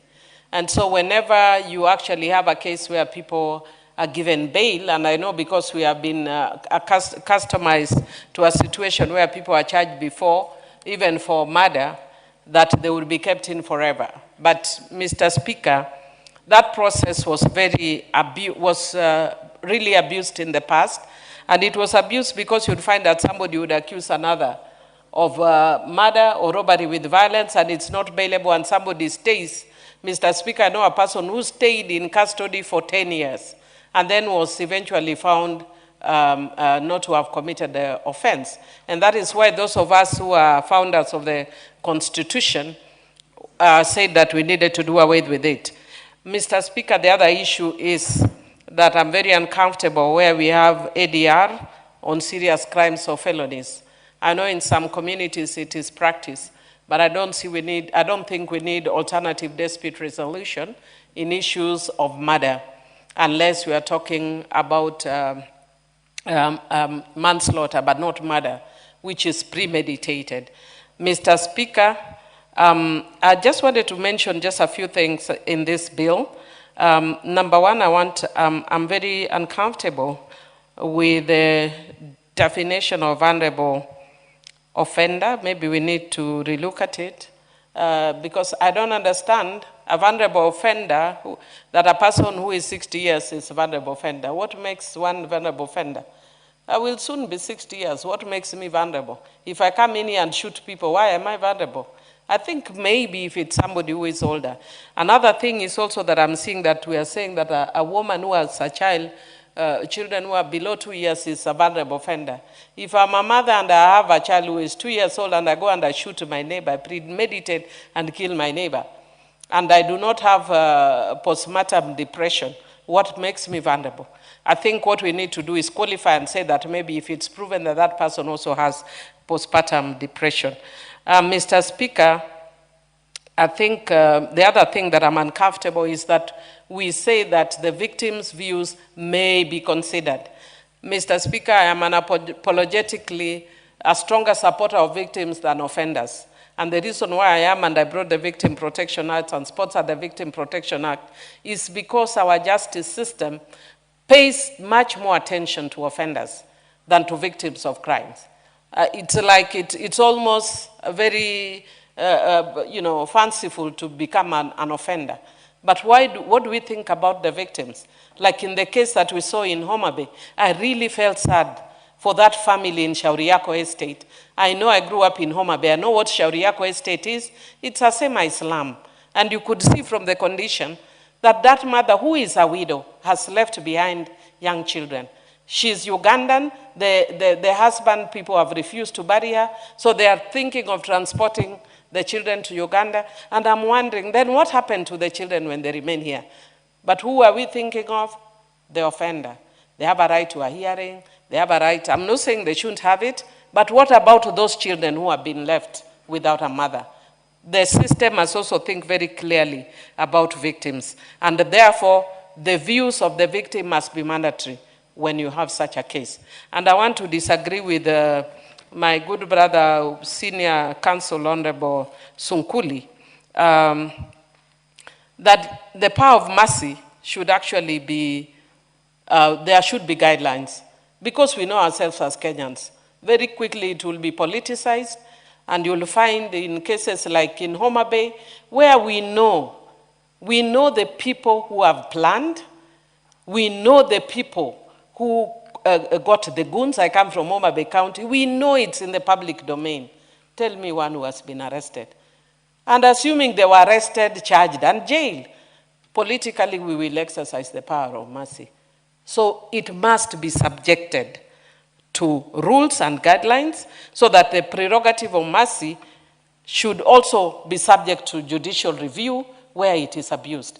Because otherwise in Kenya, everybody will be let go if I know and I can bribe my way, or I can talk to, this culture of let me talk to so and talk to who in Kenya, let us follow rules and stop talking to people.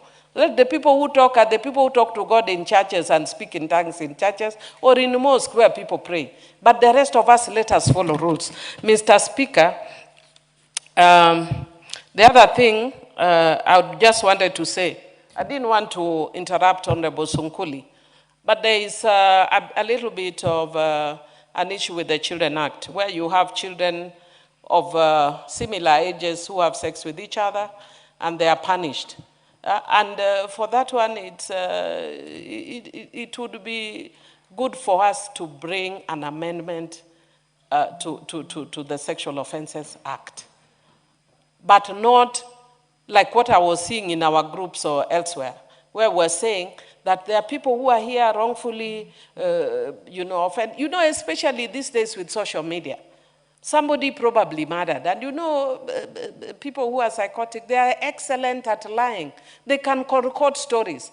They have killed, they have murdered, then they give a very sad story, and because we are also looking for viewership, we go and put this story, and people don't interrogate. They say, oh, this poor person was wrongfully convicted. If you are wrongfully convicted, there is a judicial system. There is a review system.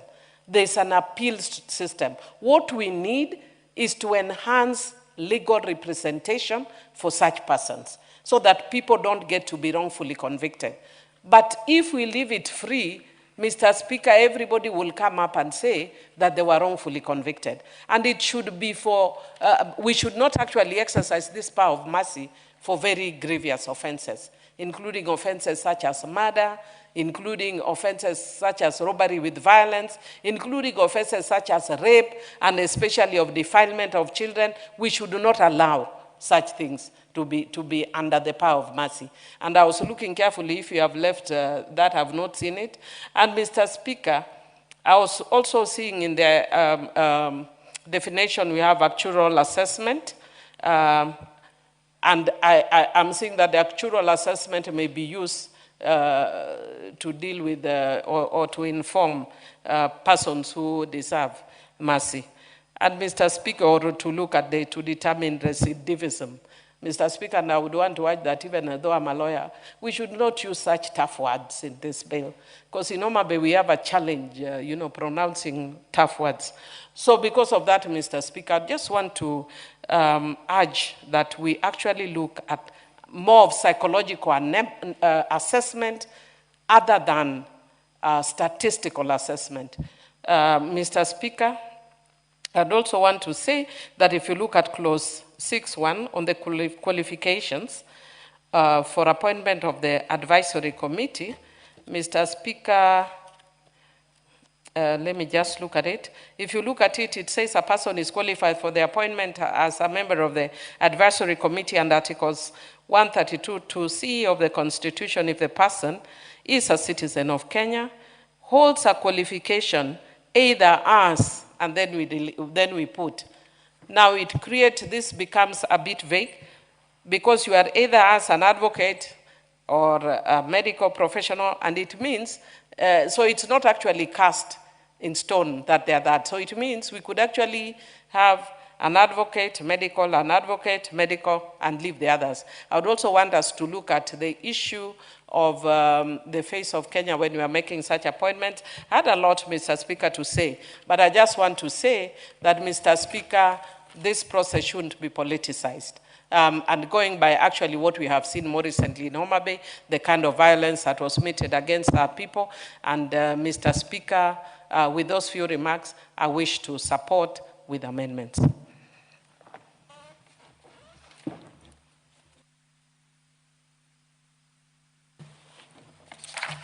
Thank you very much, Honourable Speaker, for the opportunity to contribute to this very important bill. Honourable Speaker, the Power of Mercy Bill, National Assembly Bill number 56 of 2025 could probably not have come at the right time. It's part of the implementation of the Constitution of Kenya and I think it has taken a bit of time to come to the fore. Honorable Speaker, it will give His Excellency, whoever the President will be, there's some leeway to apply certain acts of clemency, which is necessary for the head of state. Sometimes, Honorable Speaker, it becomes necessary for the head of state to intervene in certain matters, and they have no flexibility. They are bound by the Constitution and by the law of Kenya. But the elaboration of this particular article of the Constitution in form of law is progress in this country, and I'm happy that in the Parliament is going to be on record for having come up with a law on power of mercy. And Mr. Speaker, the most important thing is to check within this particular law the extent to which we have provided for checks and balances, so that we do not allow corruption and other social evils to set in and take control. And I've taken quite some time, Honorable Speaker, to look at the provisions. And some of them, Honorable Speaker, I may wish to mention. And I would like to start with the issues raised by the public participation. And some of them are very, very critical. For instance, Honorable Speaker, the National Intelligence Service raised concerns about the lack of standardized procedures or framework for actuarial assessment. And I would like to look at actuarial assessment and wonder whether actuarial assessment is really sufficient. They're talking about basically noting the risk profiles of the offenders, and also which must be metric-based. And I want to pick out what the Honorable member who has just finished speaking said, that we need to look a lot more on psychological concerns of that particular person. And Honorable Speaker, when we look at the actuarial analysis, the psychology may not be expounded as much. Honorable Speaker, when you look at the prisons, they are concerned about the errors that probably capital offenders may have been mistakenly, put in place. And they have basically looked at how have we done the alignment with the penal code, so that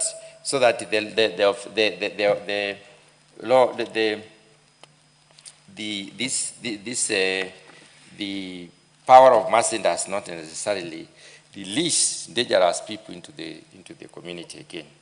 Honorable Speaker, there are several stakeholders, others like LSK and others, but I want to point out what came out from the Witnesses Protection Agency and even the Media Council of Kenya, who requested that clear mandate on data analysis and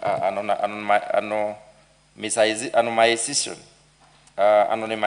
for the vulnerable victims and the structured frameworks for responsible public communication must be looked into very seriously. And, Honorable Speaker, we are engaging a lot more. The legislation seems to be engaging a lot more on how do we relieve people who have been taken in as a result convicted, either erroneously or correctly, and not necessarily the effect it will have on the victims of such offenses. And that is key, which is very, very important in as far as we are concerned. The provisos within this particular provision of Article 133 specifies clearly the presidential possible actions upon basically personal application. And I want to take a minute to look at personal application, Honorable Speaker. Personal application has to do with the individual, a victim in this particular, not a victim, but an offender in this case, who is already a convict, requesting to be considered.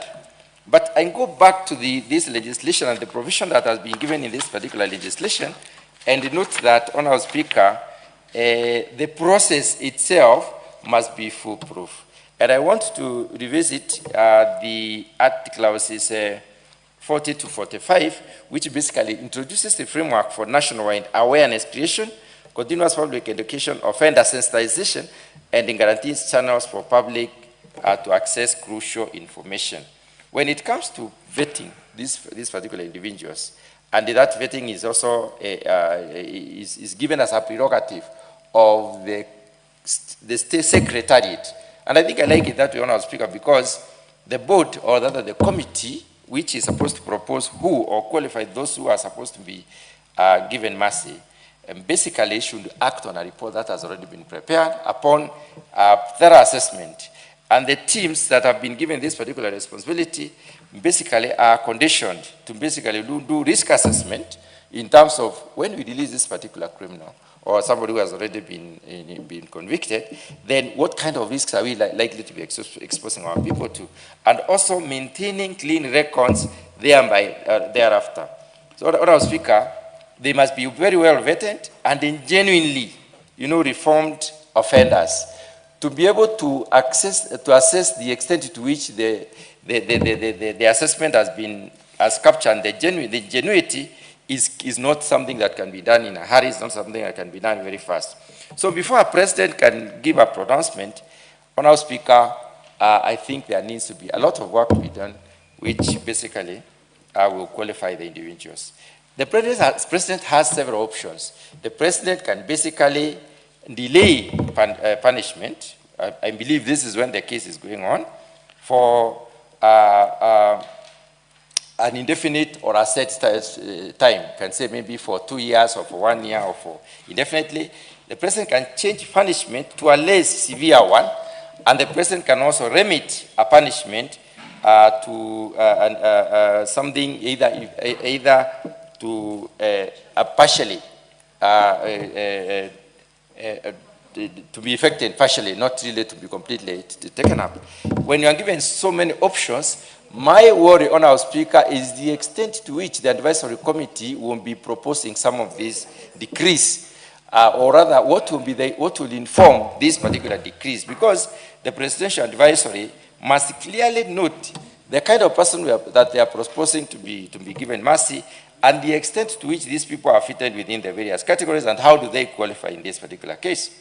Also, when I look at the composition of the advisory committee under the Attorney General's office and having the CS in charge of correctional services being part of that, and the 5-member, I want to very closely look at the description of the 5-member committee within the law, and I hope this 5-member description has really taken care of the issues of, although it has clearly indicated that there should not be state officials, then the hope is that the committee has taken time to comprehensively, the committee of this House has taken time to comprehensively distinguish who are these members. I remember some of the members proposed are retired, uniformed officials, and especially the military. And Honourable Speaker, I have a lot of faith in the military in this country because they are not exposed to a lot of social evils, and they are people who have been conditioned, and they have lived a more or less pure life, and you have seen a lot of progress going on or happening when they are given a responsibility. And I can cite even some of them which are outside the legal framework. For instance, we had the Kenya Meat Commission, which was not working. We were voting 600 million every year to Kenya Meat Commission, and it never worked. When it was given to the military to manage, within 1.5 years, we zero-rated the national exchequer requirements. And therefore, now it is a profit-making entity. So which means that our military are properly trained to do the right thing. And of course, being in such a situation, they will not embarrass the country as much as they advise the president on who to release. When you look at the victims' views, Honourable Speaker, they may be considered by the advisory committee or may not be considered by the advisory committee. And in this particular respect, we need a report from the correctional services, which therefore clearly shows that this person has been informing over time. And, Honourable Speaker, when it comes to the provisions, we need to look at the provisions and see how they have been done, to make sure that the process is free of any form of influence. The final issue that I want to mention is about the enabling legislation. This legislation comes in partly as implementation of the Constitution and also to model the action of a president in terms of enabling, or rather giving giving people the mercy, or rather exercising the power of mercy. It has happened in the past, and sometimes it has led to reprisals where criminality has increased instead of reducing. So we need to be a lot more careful this time around as we look at this. And Honourable Speaker, with those remarks, I wish to support. Thank you.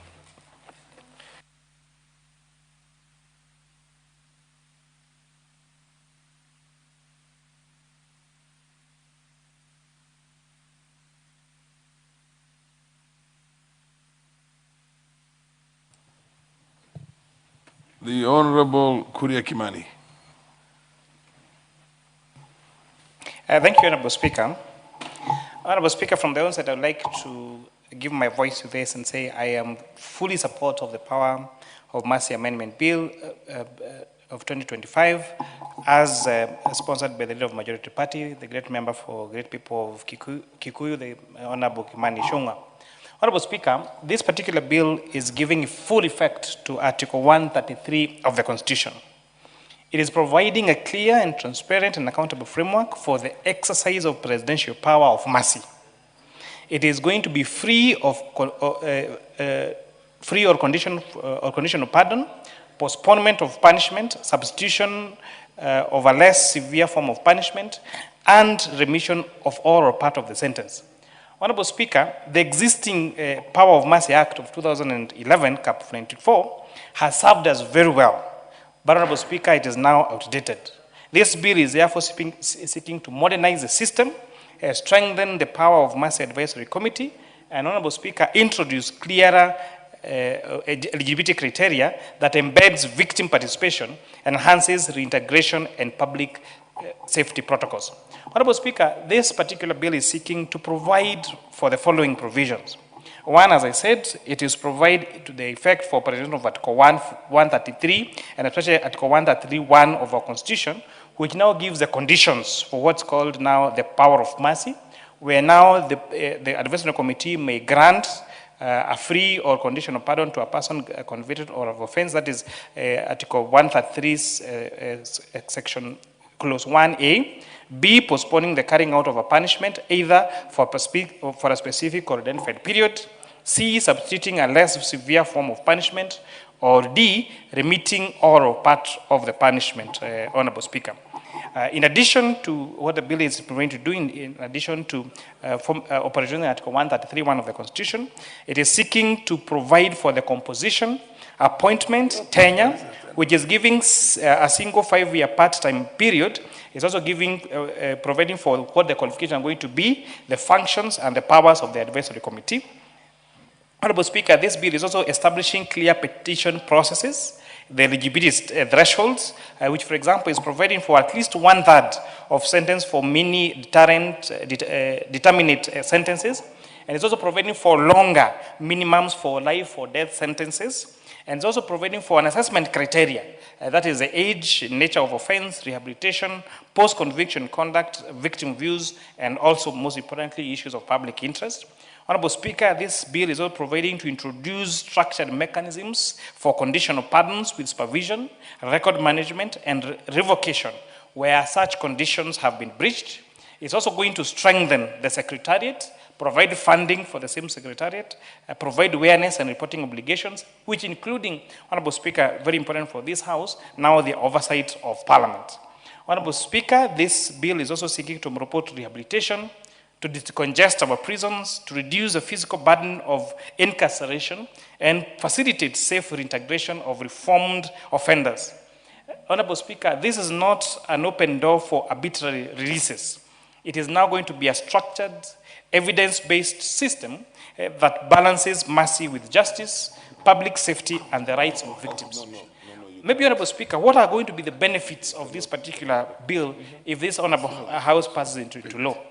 Honorable Speaker, it's going to lead to reduce overcrowding, Honorable Speaker, and reduce the costs of our prisons. It's going to reduce overcrowding of our prisons and reduce the cost of our prisons, Honorable Speaker. It's important to mention that for every prisoner, Honorable Speaker, in our prisons, it will cost taxpayers money to put those individuals in those prisons. The food that they eat, the security they enjoy, the power they enjoy, the electricity they enjoy, the bills that they are fully paid for by taxpayers, Honorable Speaker. And therefore, the prevention of this overcrowding is going to reduce overcrowding, also reduce the cost to taxpayers, Honorable Speaker. This bill is also going to provide for rehabilitation and second chances. Honorable Speaker, many offenders, especially those who have demonstrated genuine reform, deserve a structured pathway back into the society. This is going to support family stability, it's going to reduce recidivism, and uphold the principle of restorative justice, Honorable Speaker.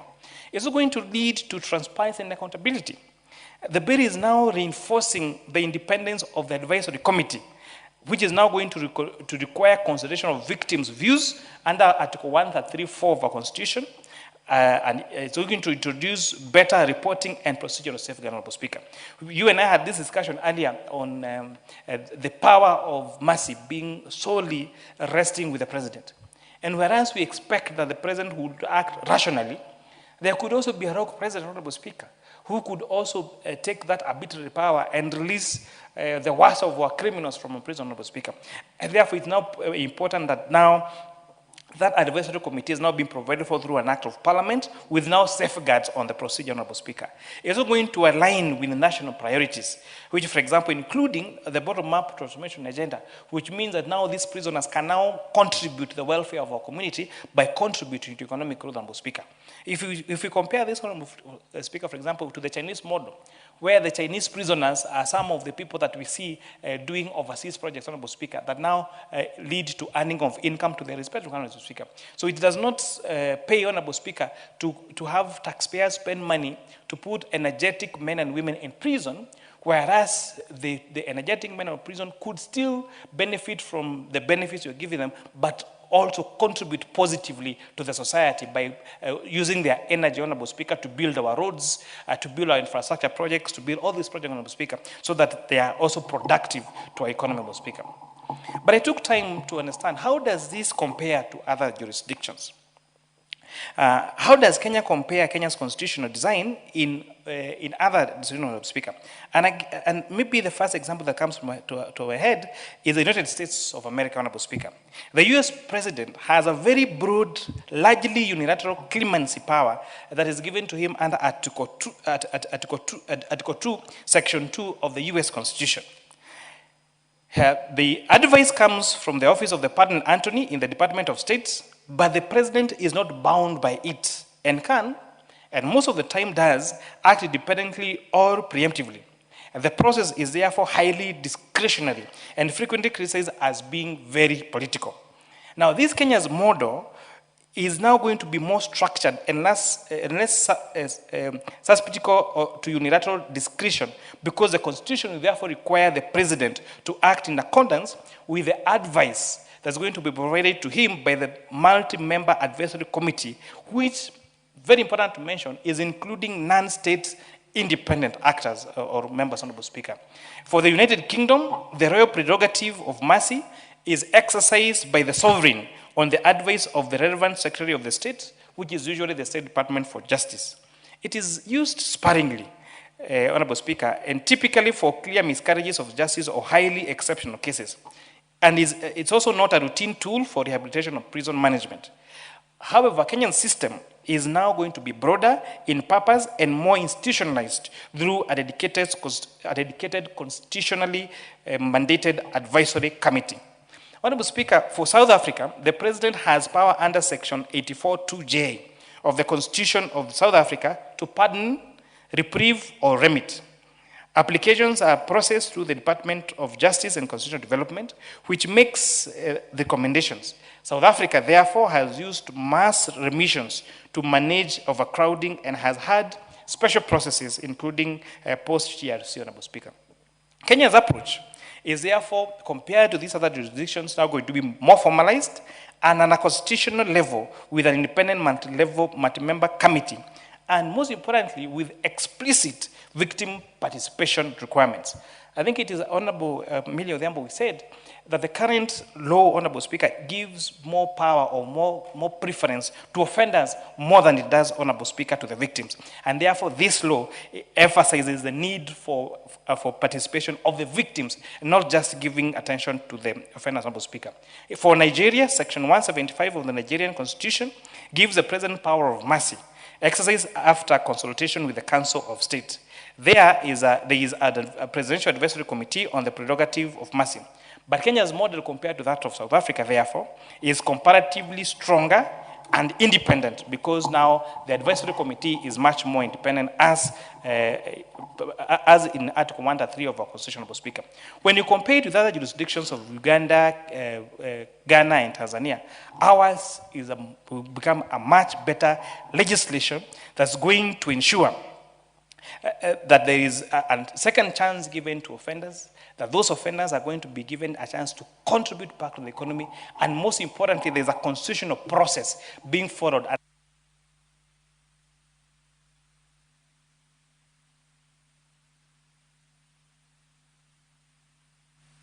It's your point of order, Honorable Professor Inyikal. Thank you, Mr. Speaker. I rise on Standing Order 96, considering how important this bill is, that now the debate be adjourned to the future. You want debate being adjourned? Yes. Okay. It's very simple. I now put the question that the debate be now adjourned. As many of the opinions say aye. Aye. As many of the contrary opinions say nay. The ayes have it. Next order. Honorable members, the next order is order number 12 and number 13 are deferred. Yeah? Order number 12, motion. Next, yeah. Inspection visit to the Kenyan embassy in Rabat, Morocco. Yes, order number 12 is different. By the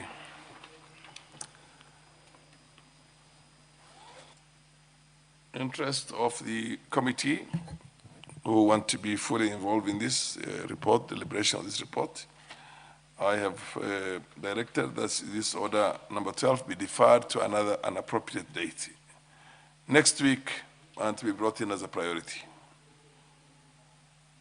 Next order. Order number 13, motion. Inspection visit to the Kenyan embassy in Cairo, Egypt. I also direct that this order number 13 motion be also deferred to an appropriate date next week when the full capacity of the committee or many members of parliament are in the House to deliberate on this. Next order. Order number 14, motion. Appointment of a firm to provide external audit services to the Office of the Auditor General. I'm made to understand that the chairman of the Public Accounts Committee is not in the House and has also requested for this business to be deferred to an appropriate date in the future. So I have directed that this business also, order number 14, be deferred to an appropriate date in the future. Honorable members, there doesn't seem to be any other business on the order paper for today. And under the circumstances,